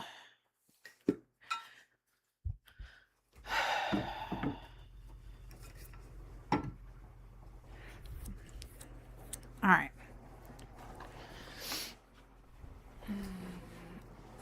Yeah, I think the purple is just more the vibe.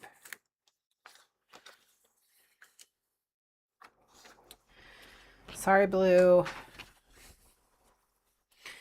All right, so we'll do the seafoam first.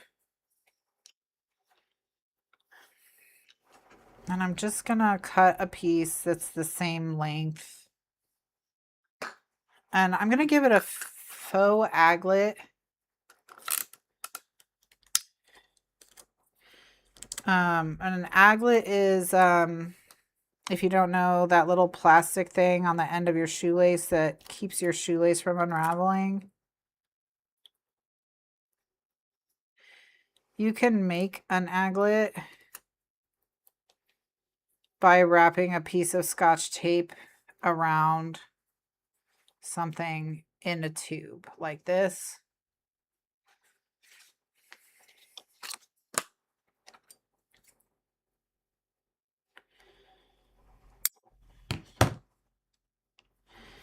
And so now this will have a permanent, it's never gonna unravel and get hairy like it is right here. So it's a little, see how that's a little hairy. It's gonna say crisp and clean the whole time. Okay, so just gonna make it hacks with Rin, that's right.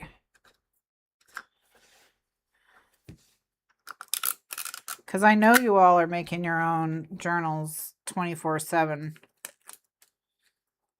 Clocked into the personal journal factory.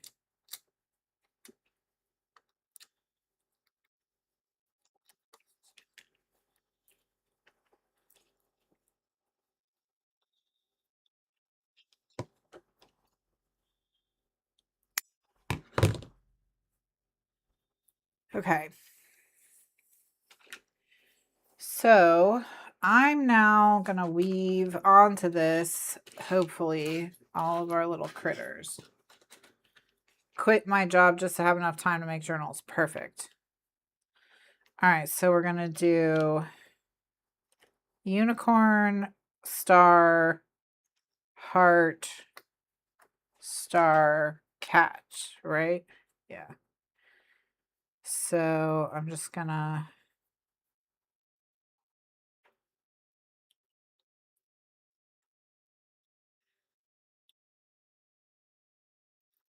weave them all onto the cord.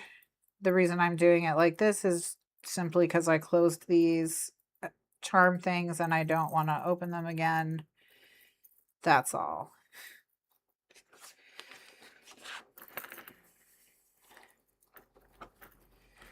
All right. Now,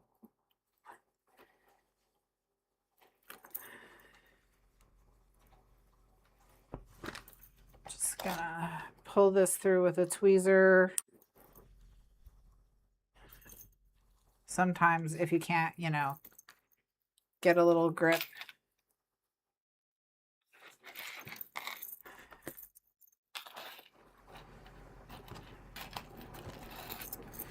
All right, so now what I'm going to do is I'm just going to make sure everybody's correct. Okay. Okay, so now I'm just going to tie this in a knot on the back.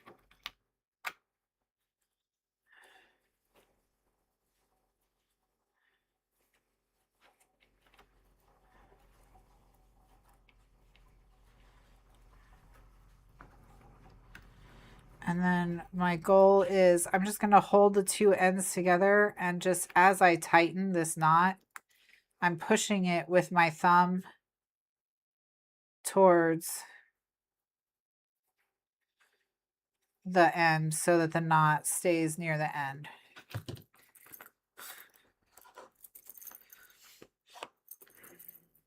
All right. So here's how the seafoam with the charms is looking against the black. Love it. Love it, love it, love it.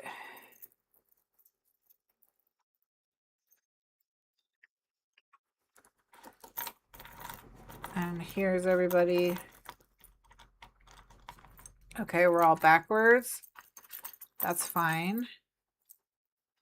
Just gonna turn the charms around.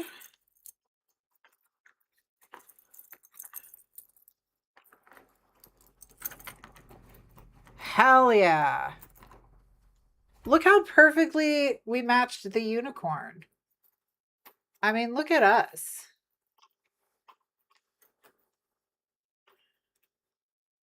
Obviously, we did that on purpose because of our visionary brain genius.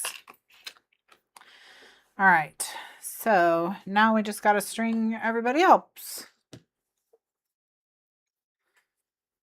All right. Sarah's got her new pen, her new neon fountain pen.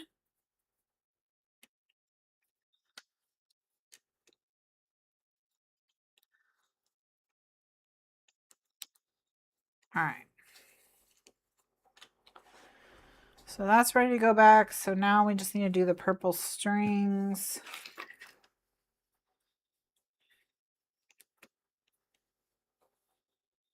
I'm trying to remember if it's double the length or if it's the actual length.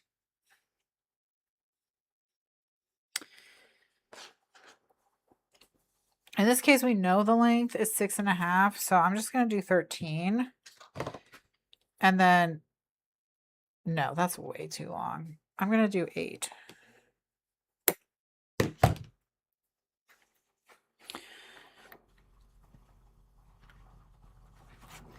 All right, let's see how we do with 8 inches.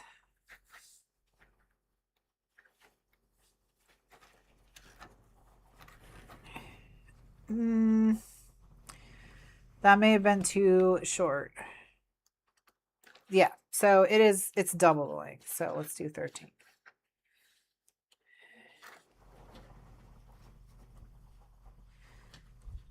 If nothing else, I actually need a little bit more room to tie than other people, because if you were here for the previous episode of me making journals, you learned that I'm not good at tying stuff.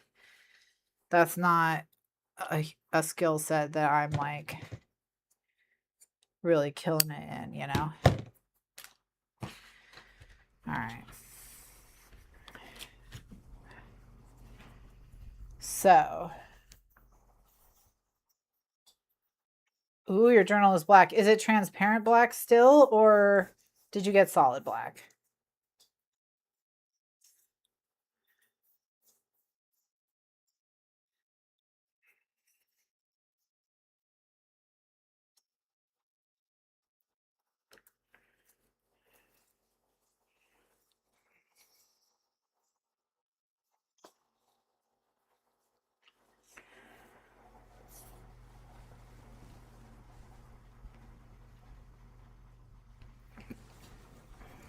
I'm just detangling the string as I rewind it.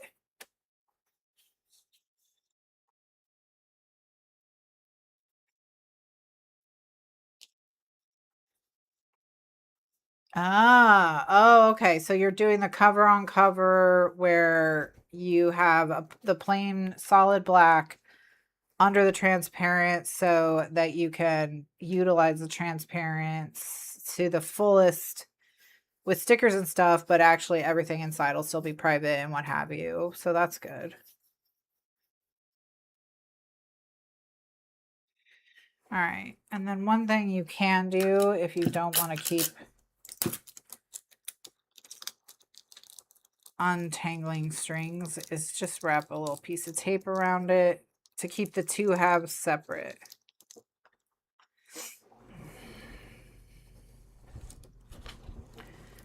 And then I just stick them together. Okay. All right, so you're going in with everybody. Oh, perfect. Okay, so yeah, send us all the vision. All right. And then you go with the people who don't have buddies. All right. And then I'm just going to get these off the desk again, just so there's more room, less visual clutter as we go through and do this. All right.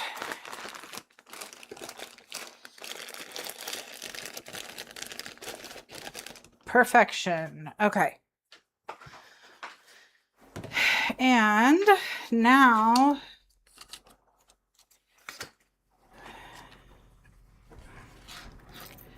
time to string.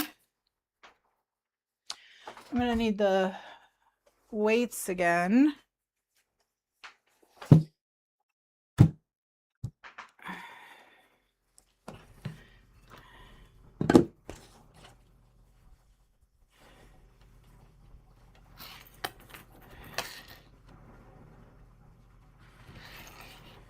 All right, so go in top hole first, then the bottom hole, and then same thing on the other side, top, then bottom, and then you can straighten them to make sure they're this, make sure it's like the same distance on either side. Yeah. And then we're going to do that again and again. And then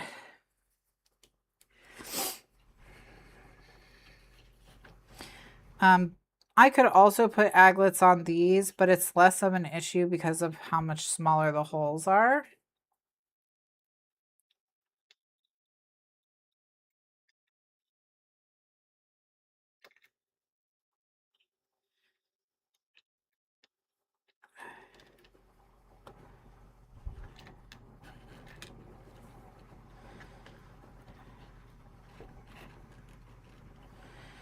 All right.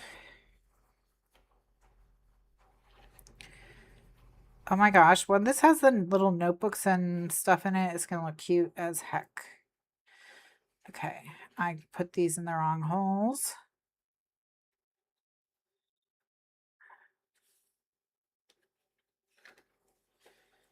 All right, out we go. In we go. All right, so now that I've got everybody strung, what I like to do is I like to put these weights on either side, because that way when I go to tie these, I can put a little tension on them. All right, so let's make sure I grab the correct ends of the correct strings. Okay. And I'm going to do a square knot, which is left over right, and then right over left.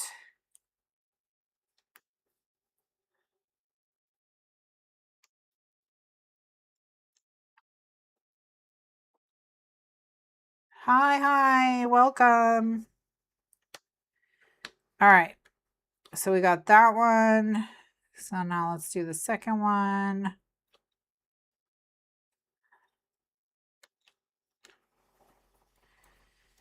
Left over right, pull, right over left.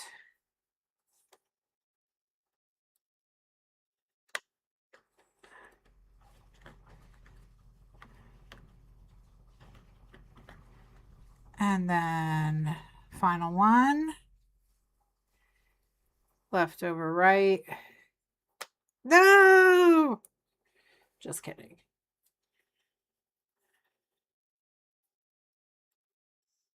All right, and then right over left.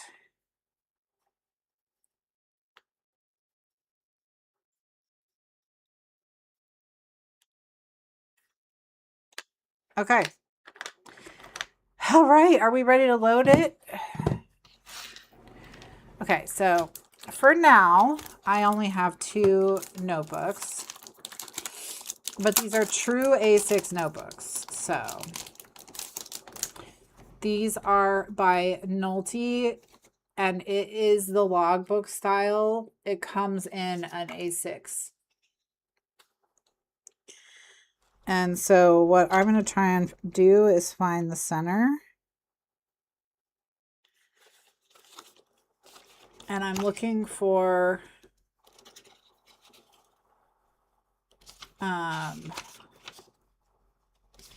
I'm looking for a string. Yeah.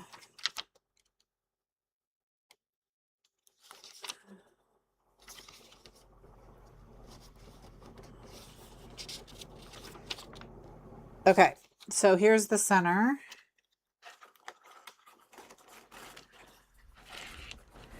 Yes, these are the actual nulties. That's why they say nulty on the back. When I did mine, I did not put, like, I didn't copy their back. I only copied their fronts. But they also give you a little tiny little note card of them, which I thought is so cute.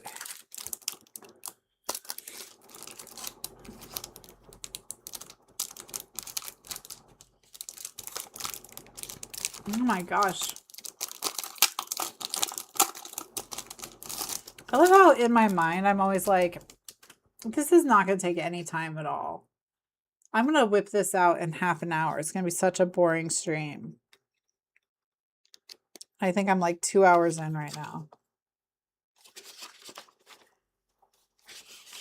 And again, I'm just looking for the string that will tell me I'm in the center.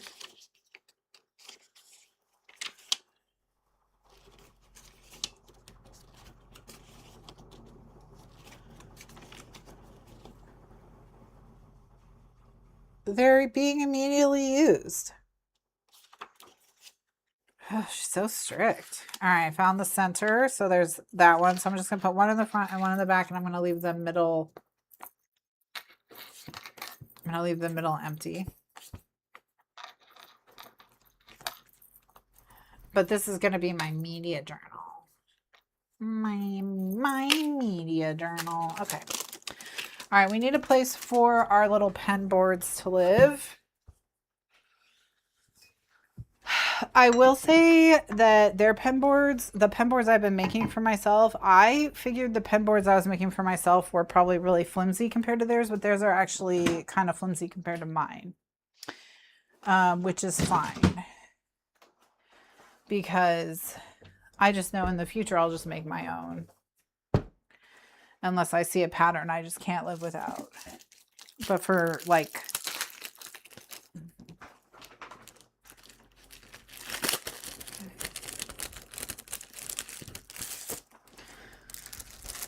I am reformed. I'm so reformed. I'm the most reformed.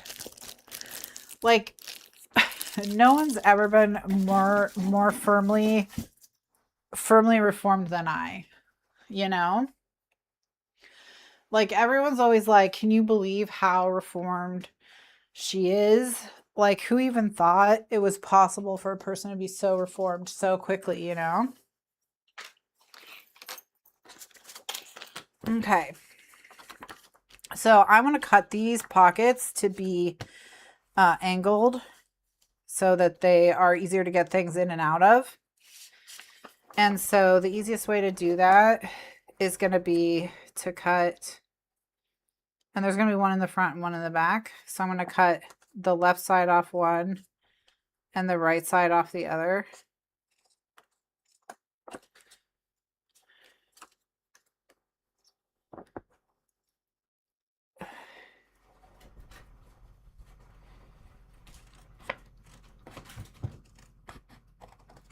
Hi, Yosh. Am I making a new media journal?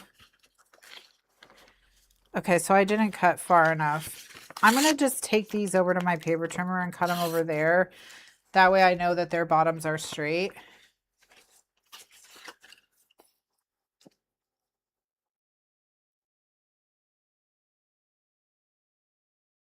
Yoshi!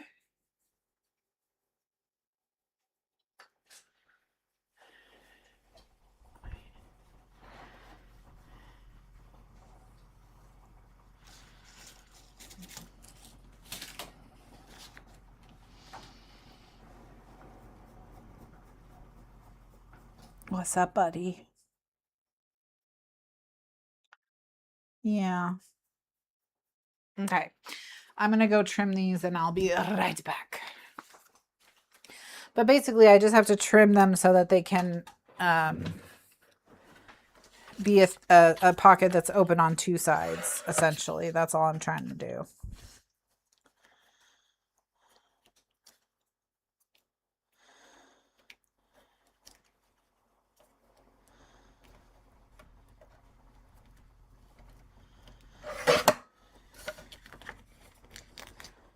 All right.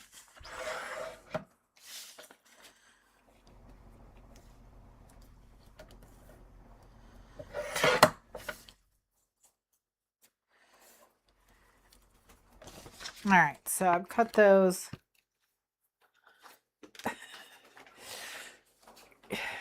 So one of the things we're working on with Kitty is that Kitty will not come to the top floor of the house anymore. And it's essentially because Kitty and Jasper are scared of each other.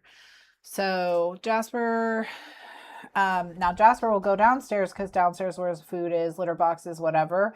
But Kitty has no real incentive to come up here. So one of the things we started doing, today is the first day actually, is for about 6 hours every day, basically from when my partner leaves to go do Uber to noon, essentially when I get downstairs.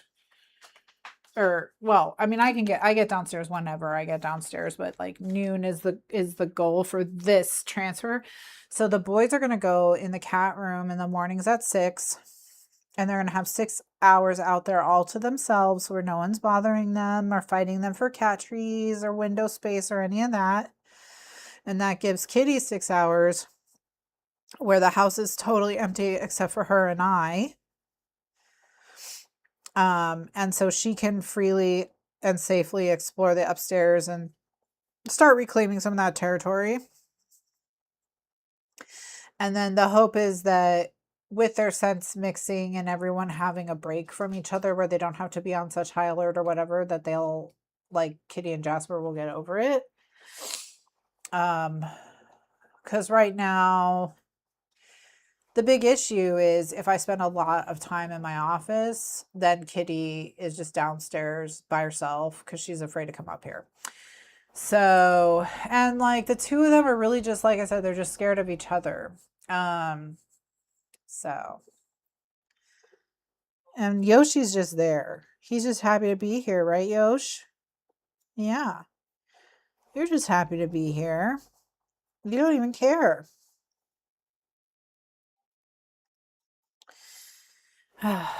If we could just work on you taking your spot out of the middle, you know, if you could pick like a side, that could be cool. You could think about it. Okay, I'm not trying to tell you what to do.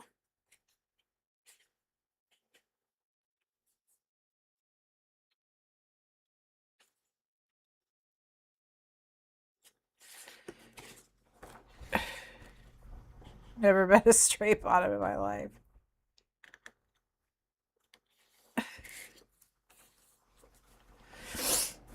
Yeah, Yoshi's just like, I don't care about cat politics. They're boring to me, personally. All right, and so what I've done is I've just put a piece of paper in between the two sides of this so that when I come through with my knife, I'm only cutting through the plastic on top.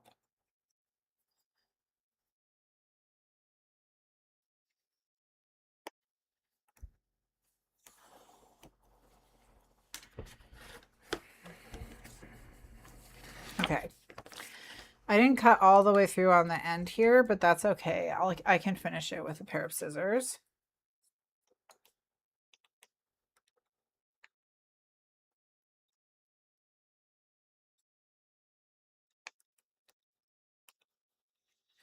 Okay, and so this gives me this whole back adhesive sheet for the adhesiveness of it all, I guess. And then, so when I stick it back here, it has plenty of sticker, but it'll be easier to slide things in and out because it's an angled pocket. So that's all we're doing. We're just making angled pockets, right, Yosh?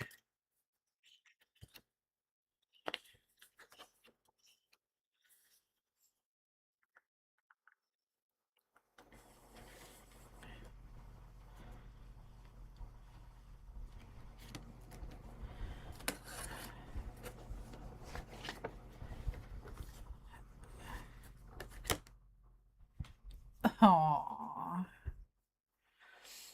Can you imagine the best coworker ever?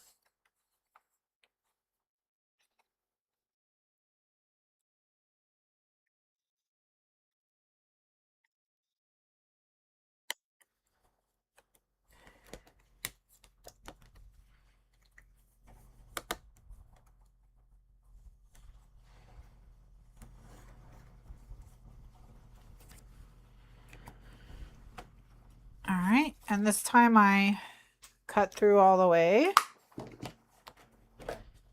Okay, all right, Yoshi, good work, bud. You're so good at this. You're like so amazing at crafting, bud. Okay, so now all I have to do is just peel this off, and I'm just gonna stick it down.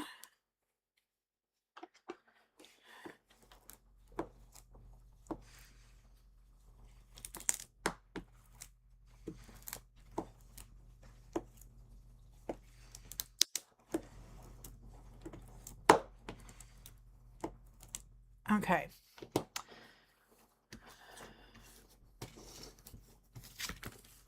All right, now we'll stick in our pencil board. Right, Yoshi?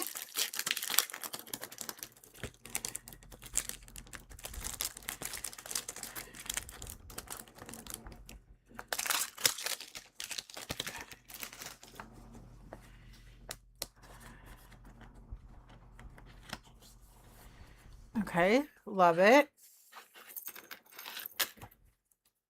And now the other side.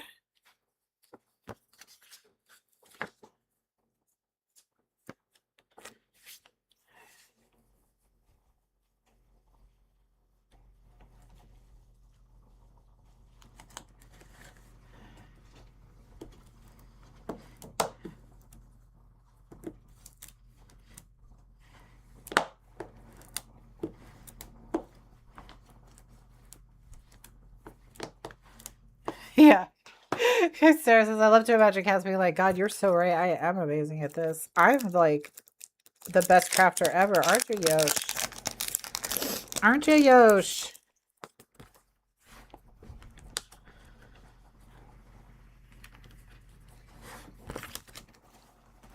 Okay.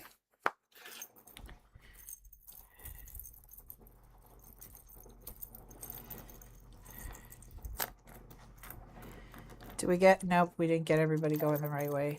Oops.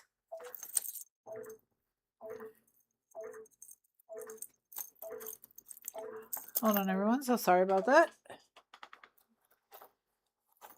Okay. Yes. All right, here we go. Look at what you made, Yoshi. Look what you made. You're so good. You're so good at making notebooks. Oh, the red showing through from the inside. Yes. All right. So now we just need to add our side charms. And we'll be good to go. Right, Yosh?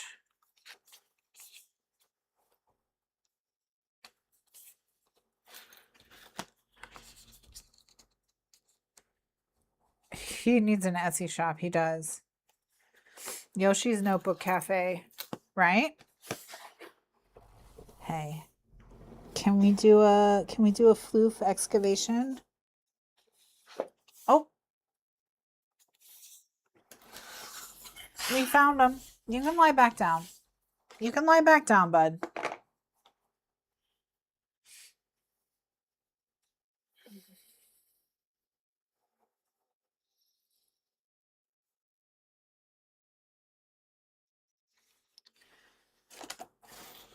Okay. He says, I will accept. I will accept. All right, so now we're just going to add the cat charms to the side.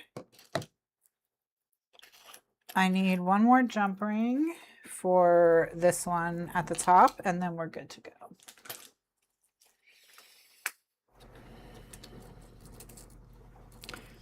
And then we need the 3 jump rings that will attach them to. So I need a total of 4 jump rings.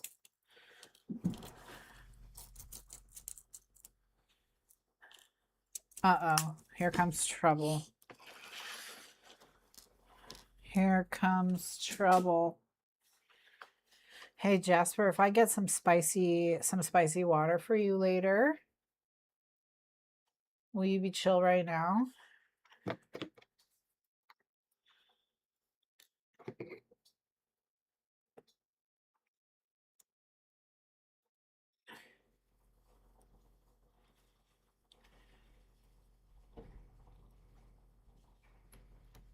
I guess that answers that question. Jenny sent me someone who just like has all their crafting done with a cat, like literally hanging off. Oh God, here we go. Literally hanging off their arm.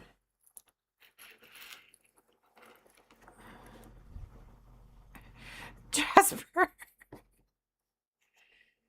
did you not like what you, Jasper?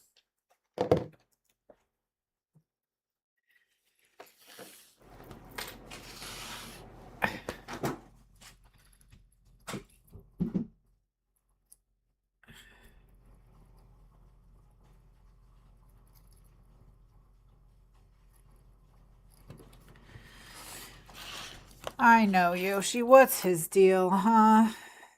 What's his deal?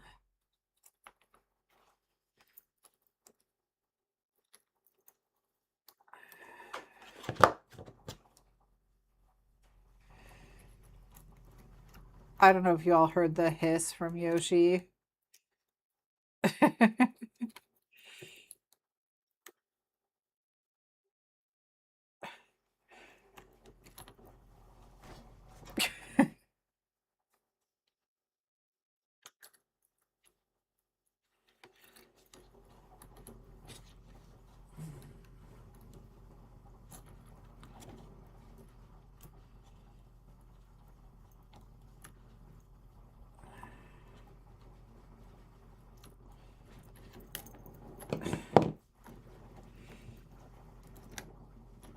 Yoshi was like, excuse you.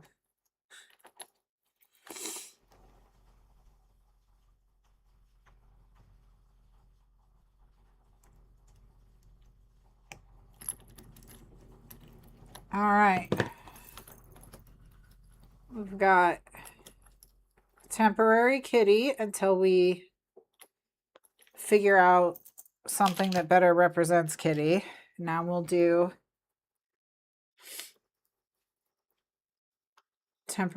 temporary Jasper. No, this is permanent Jasper.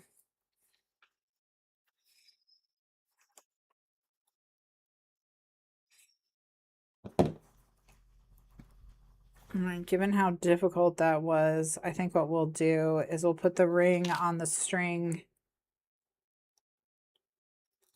first.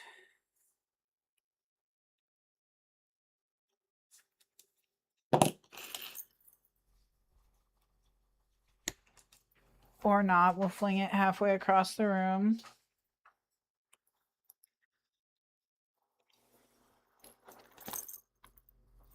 I know, Yoshi, that was bullshit. You can get back on the desk if you want to. I don't think he is going to stop you.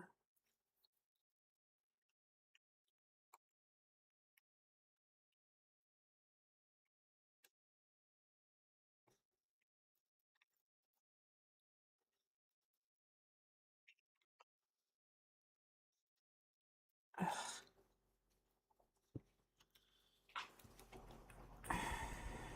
Okay.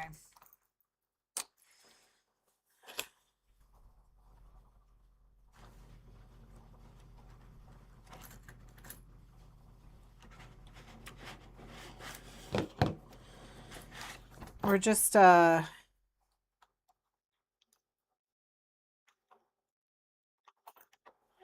struggling.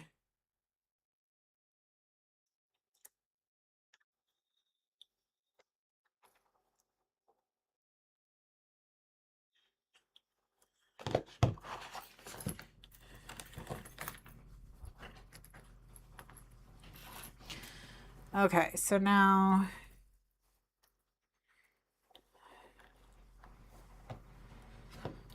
let's try and get this jump ring. Who knew jump rings were going to be the real holdup in the book?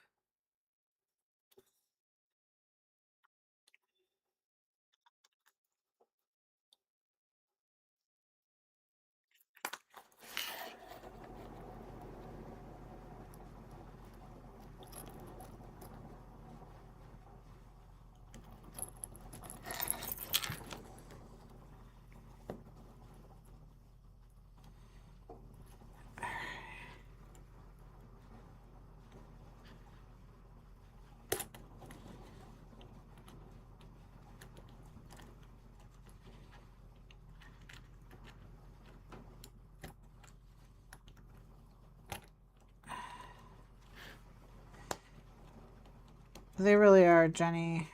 Jump rings are a total pain in the ass.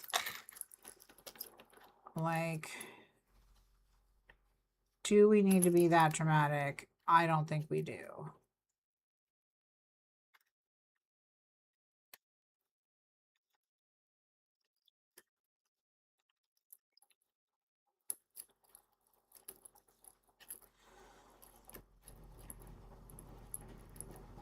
And I just have to use 2 jump rings on the back because of the, so they dangle the right direction. Okay.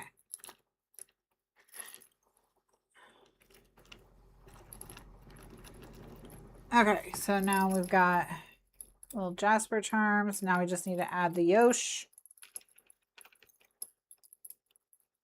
And we'll be all good. And then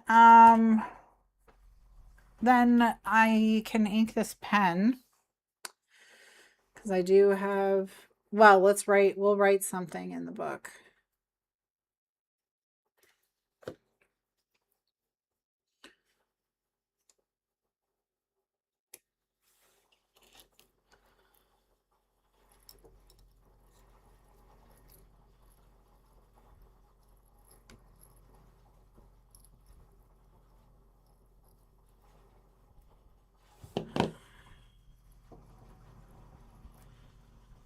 So we'll write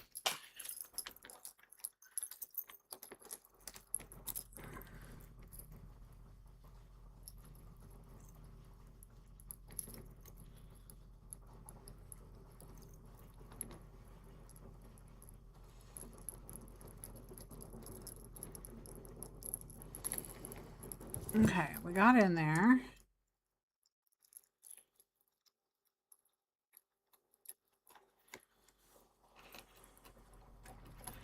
So if you're making one for yourself or for future reference for me, it's a lot easier to put the ring on the thing and then attach it,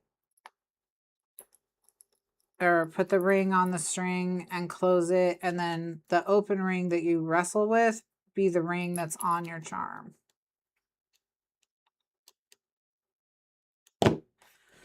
It's a lot easier. So for spine charms, add the ring to the string and close it. And then add your charm to that ring is what I would suggest as a workflow. All right, now we got our cat charm spine. And then we got all our, oops.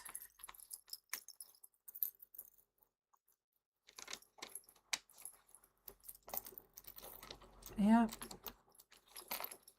Everybody's backwards. I'm gonna have to figure out how to keep everybody from turning around backwards on the front here. But for now, we've got our little friendos. Ah! Hello. This is so cute. All right.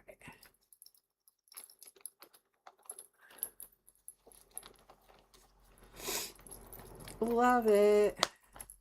Love, love, love, love, love it. Okay, just for my own like ease of dealing with it right in this moment, I'm just gonna put a little clip that'll help me keep all my little guys in the right spot. Okay, so when I remove this, I just know based on the clothespin where to put everybody. Okay. Yeah, so I can grab this.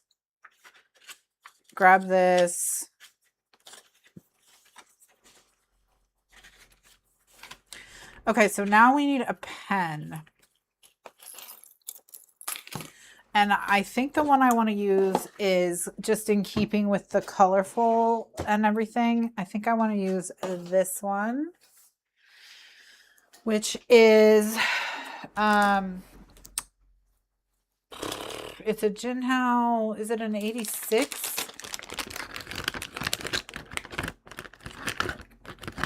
This is not the Italian veggie leather. This is just random. I think this leather is from China.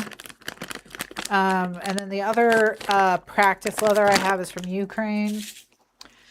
I will say this is thicker. This leather is thicker, more like PR's leather. And then the stuff I have from Ukraine is thinner, more like Louise Carmen's leather. But they're not even, I have no idea if they're even vegetable tan. I mean, they might be. All right, so this is the pen I'm thinking. So now we've got to figure out how to attach this pen to this book. Let's see what my options are. I do have some clips.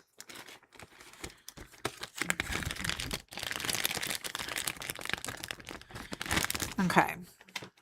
So they look like this.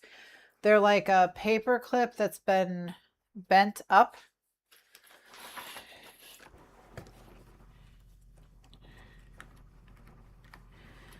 And then the idea would be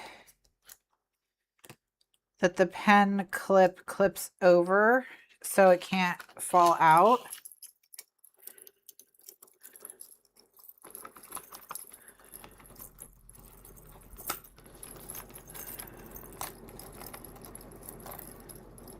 I mean, it's in there, but it's causing a bump. So I'd have to pull it, and I can't really pull it much closer to the edge than it is. So I don't think this is the answer for this particular book, which, you know, is okay. But that would have been nice and easy.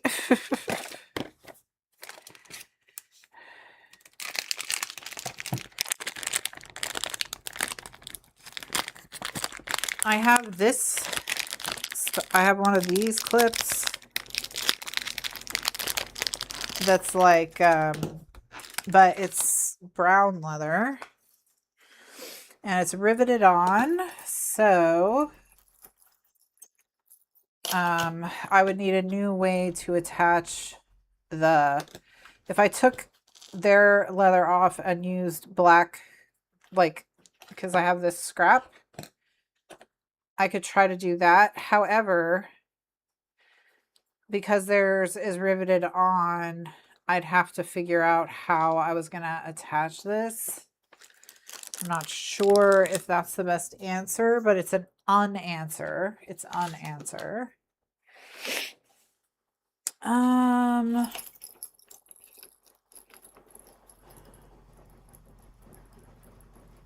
I have in the past strung a piece of leather on here so that the pen could tuck into the elastic. That's an option.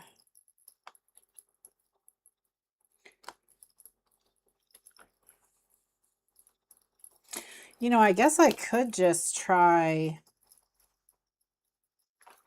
Would this work? Just putting it next to the spine.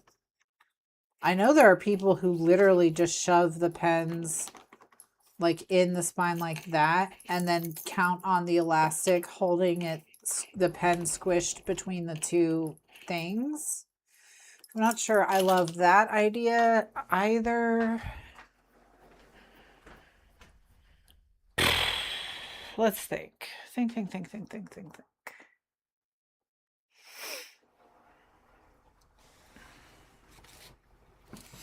I mean,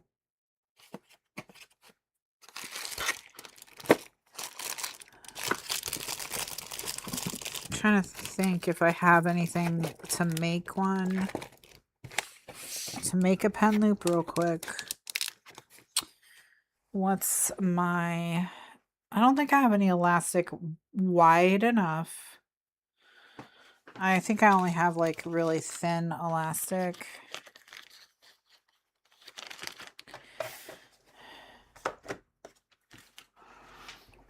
So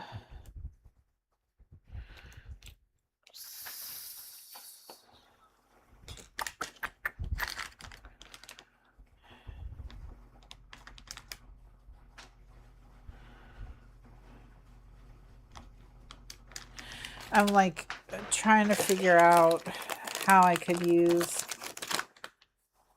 this like on the side.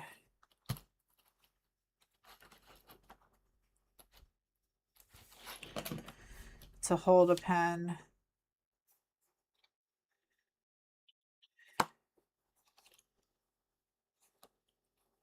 I mean, I guess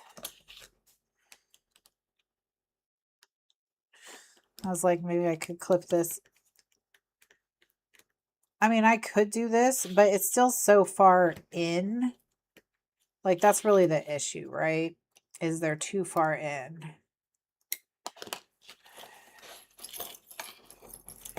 Something like this, the way it works, you know, is because you can attach it to the cover of your thing.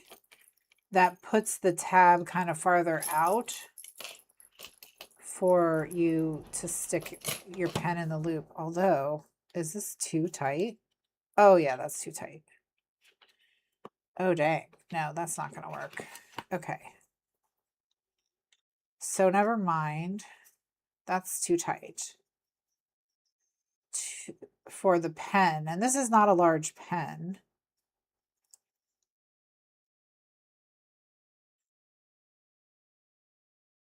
Yeah, you want something you can grab, like this one. Where's my, here it is. With this one, you know, I can pull it one-handed. So, this is like a metal one.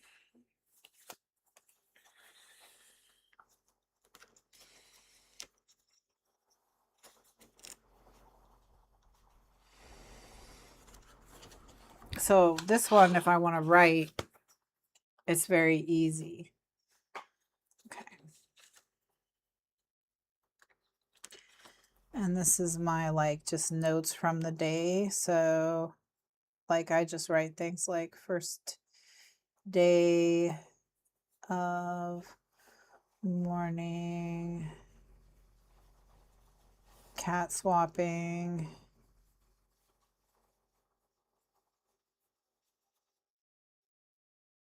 you know, and I have this little grid I just keep in here because this paper doesn't have a grid, but these do.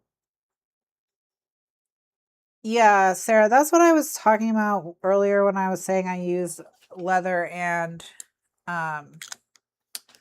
elastic to make a pen loop on another one. Let me get that one. I'll show you. So with this one, I have this leather piece on the string. And so what that enables me to do is I can just put a pen through this. And I can either have it where the pen's on the outside, or normally what I do where like I could have it so that the loop was on the inside, and then that way the pen would be under the leather. It's just that it's either or. So this I can do. And then also I could also do like if I just put 2 grommets on the edge here, like right here and right here, with just a piece of elastic looped through them, I could probably put a pen in here as well. The only thing is, like I said earlier, you really want it, whatever it is, if it hangs out past the pages of the book, it's better for your actual like use as a person.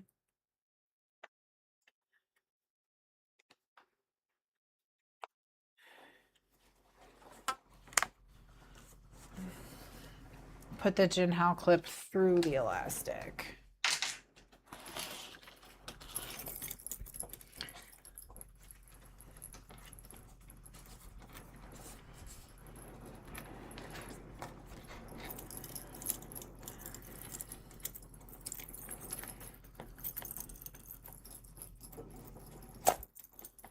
Okay.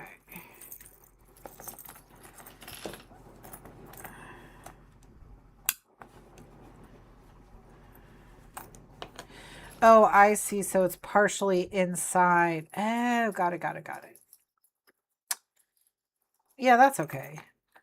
I'm okay with that. I'm okay with it. I mean, I wouldn't do it with a real sailor, but with a Jinhao dupe of a sailor. Like, I wouldn't love to lose it, but I'd be a lot less sad about losing it than I would be about losing like a $300 pen, you know?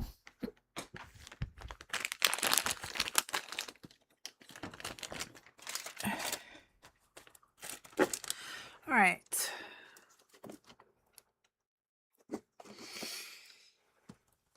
Now, do we have anything else we want to stick in here? I thought I had an A6 pocket around here somewhere, but maybe I don't.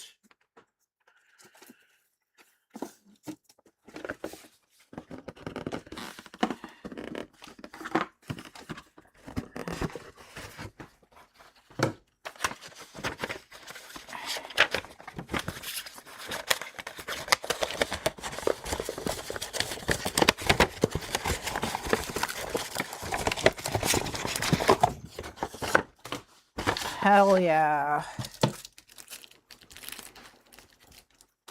Okay.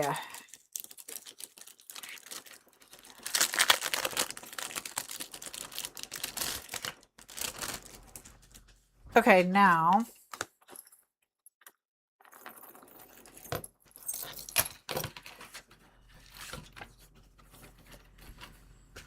let's go ahead and stick this in here. So we have some goodies, some space for some goodies. I'm trying to think if I could attach the pen to this somehow, but I'm okay. So got this, got this, got this. This leather is shedding a little bit.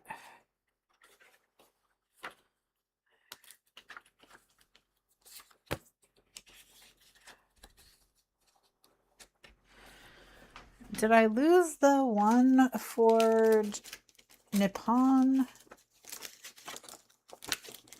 Because they're both supposed to come with them.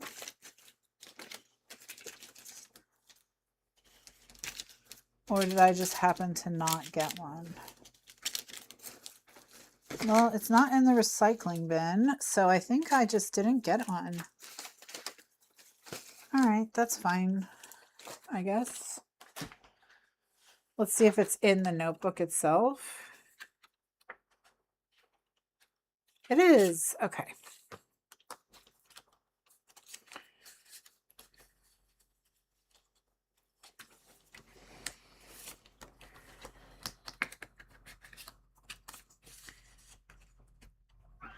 Oh, you sad, Mr. Yosh? Okay.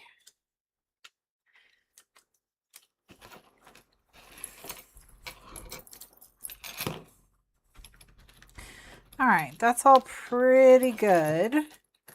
So now we have a little pocket for all of our little needs. I found that I have 3 of them. So if I need to make another A6 journal, I am capable.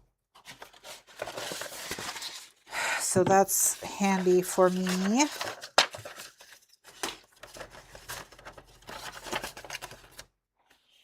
All right, so cool. Now,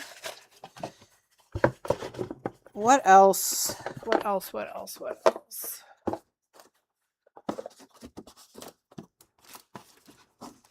Really, it's just the pen loop, yeah? If we could just figure out the pen loop, this would be pretty perfect.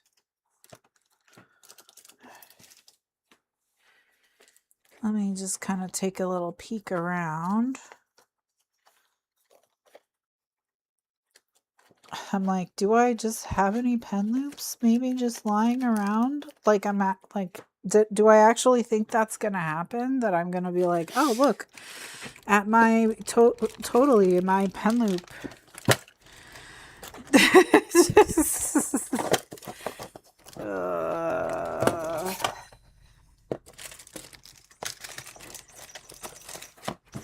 Yoshi wants me to play with him, so I think I'm going to actually be skedaddling here so I can give Mr. Yosh some attenzione. But we'll leave the pen unresolved for now. We'll just clip it like Erin suggested.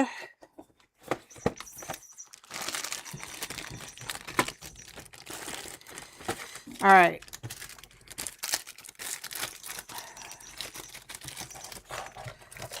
But yeah, put these all. Mr. Yoshi. Yeah, I know. I know you hate it. It's boring. Okay. Hey. No? All right. Yeah, it's just in my pen loop stash. Exactly, Sarah. Here in my pen loop stash. Okay, and then these are just some flags. I'm just sticking here in case I need them for anything. But yeah, so we just started doing this thing called the Wheel of Watching. I want to say we started it in June, where the idea is just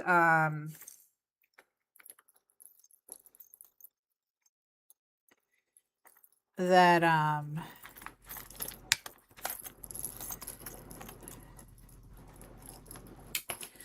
we put every streaming service we have access to, including the ones from the library, on a wheel, and then we just spin it at night. And then the goal is to pick something to watch from the first page of results. So whatever is on the page when we land, we watch one of those things.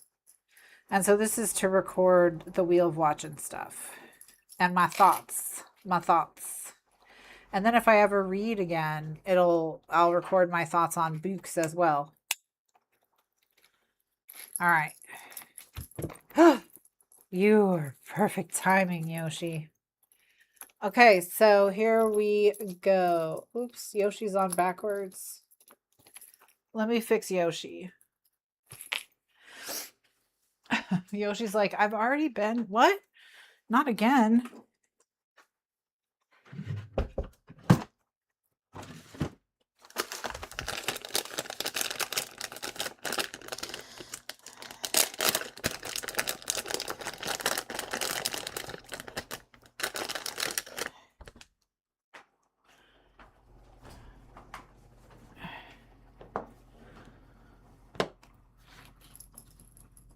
On books. Okay, I've watched 2 movies the last 2 weeks, the first 2 movies you've watched all year. We've watched so many movies, Sarah, since we started doing the Wheel of Watching. I think we were gravitating towards a lot of like social media and also TV shows before. And so, or so like YouTube series and TV shows and things like that. And we were just not doing a lot of movies. But with the Wheel of Watching, movies are less of a commitment. So, yeah, and there's room in here for a tiny e-reader as well. Yeah, Erin needs me to read 3 books. She's going to give herself $100 if I read 3 books. So it's important I do this for the team.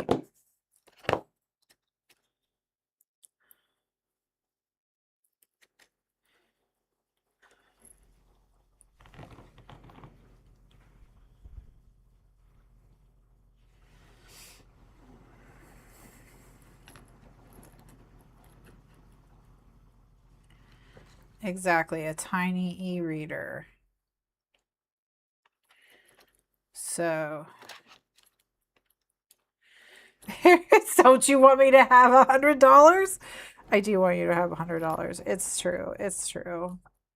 I do. I do. I'll get it together, I swear. Well, let's not get advanced. Let's not swear.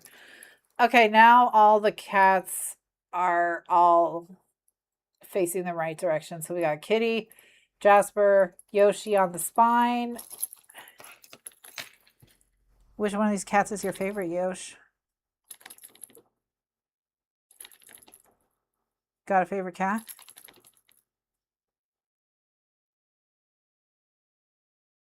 He seems like he's considering it.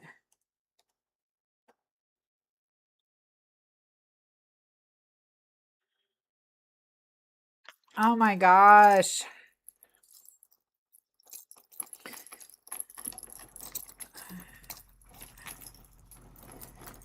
Ah, and then we got everybody. Oh, sorry. No, I'm fine. Yoshi, don't worry. Okay, so this is where we'll record. Let's get the unicorn. He's gonna pick Kitty. Yeah, his favorite cat is Kitty, isn't it? Is that why Jasper's mad at you? Because you're trying to get with Kitty now? Has that put like a stress on your friendship / situationship?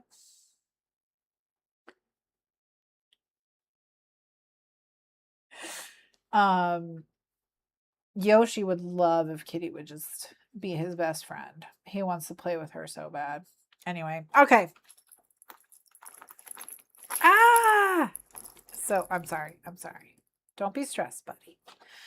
This is so cute. I love it. Oh my gosh. And I have a pretty purple pen to go with it. So, wunderbar. I don't know why I said that like that, but you know, here we are. You heard it. It's too late to take it back now. All right. I'm going to put my pliers away. And I'm going to ink a pen.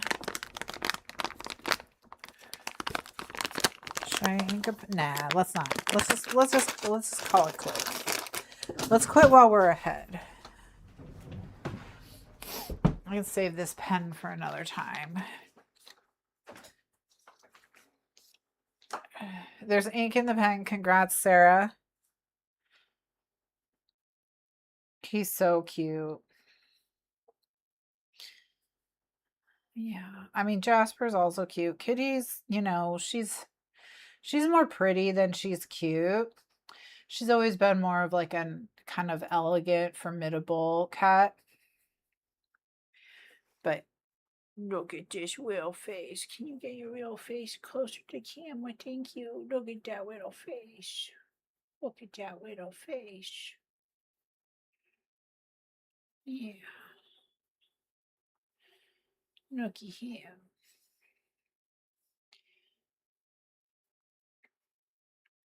All right. Okay, so we've got our media journal.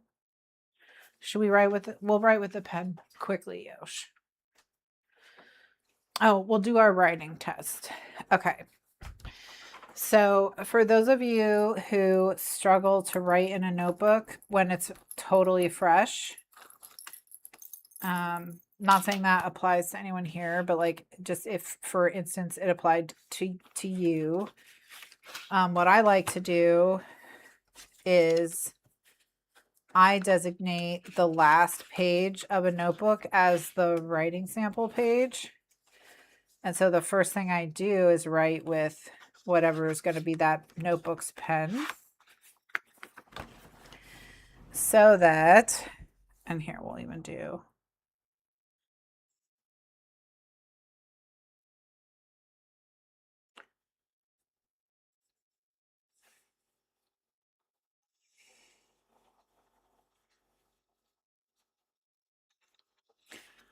when is this, August?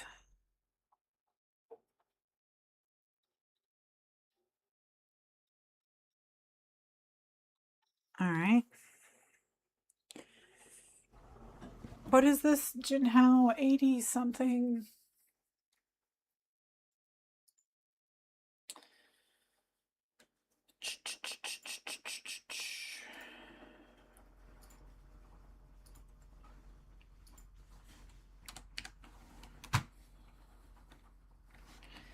I think it's an 82, I want to say.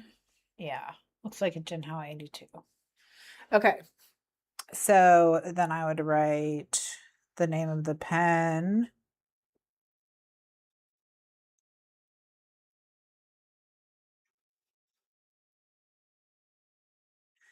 And this is a medium nib.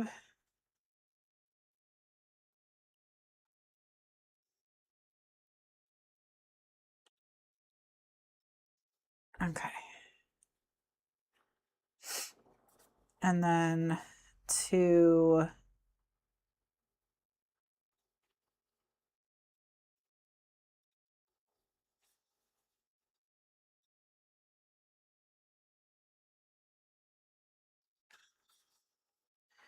and then anytime I'm thinking about switching to a different pen for a particular notebook, I always can just do a writing test in the back first so that I know if I like it or not before I commit.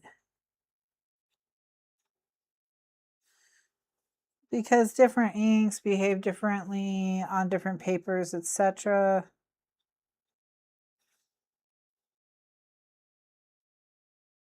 So if I want something like super specific,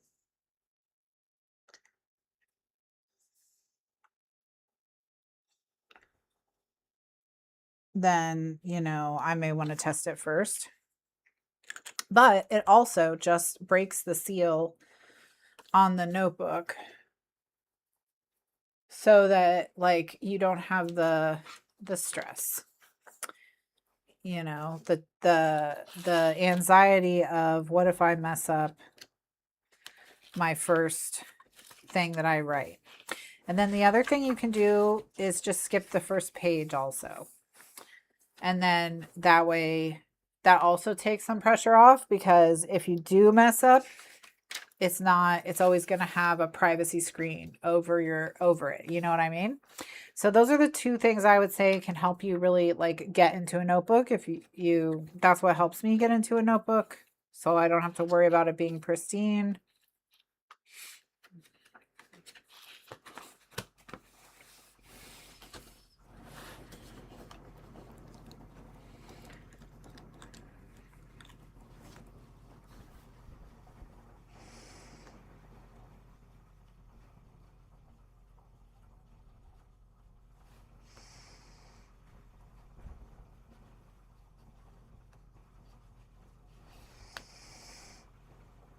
Yeah, and I always say I can always come back to the first page and add an index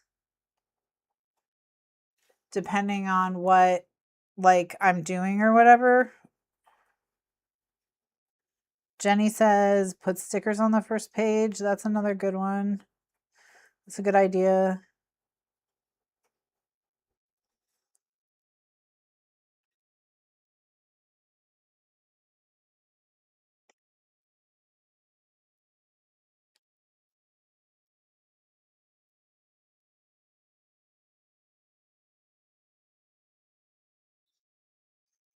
And then I either write in all caps, block print, like a serial killer or someone writing a ransom note, or cursive.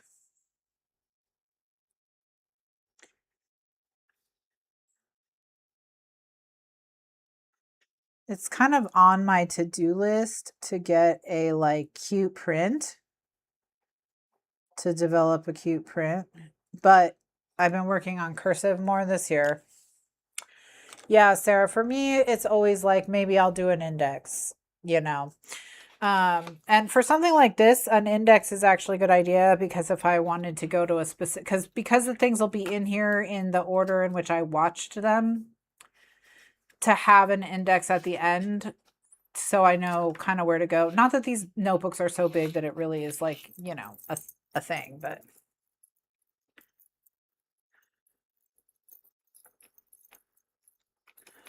okay.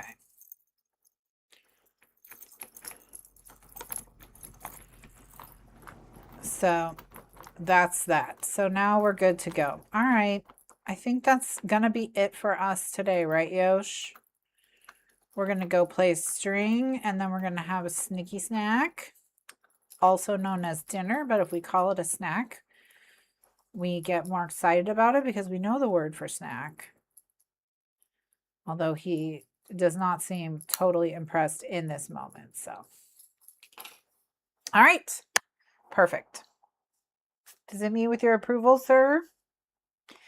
Thank you so much to everyone who joined me for my true A6 bifold. Oh, for my true A6 bifold. Jasper, thanks for returning and coming back and saying goodbye to everyone. I hope you all have a wonderful week at work and everyone is nice to you and all your projects are easy. And you make tons of money for basically doing nothing. That's my hope for all of you this week. Okay. I hope that is, I hope that's something that happens, for all of you. So, you may get to see one more Jasper versus Yoshi battle, but I think Jasper may just squeeze in. He's just gonna squeeze in. Yeah. All right.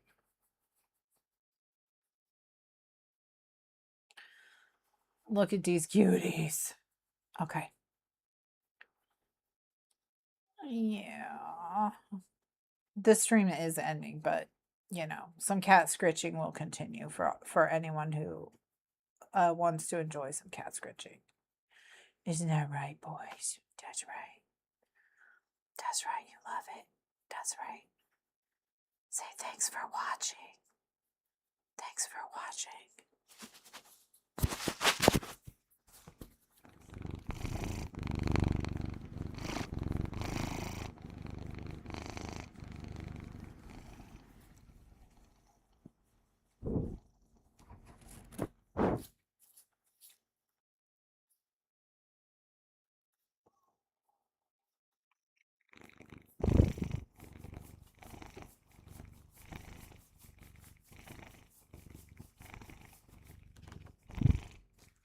Bye. Thanks for watching, everyone.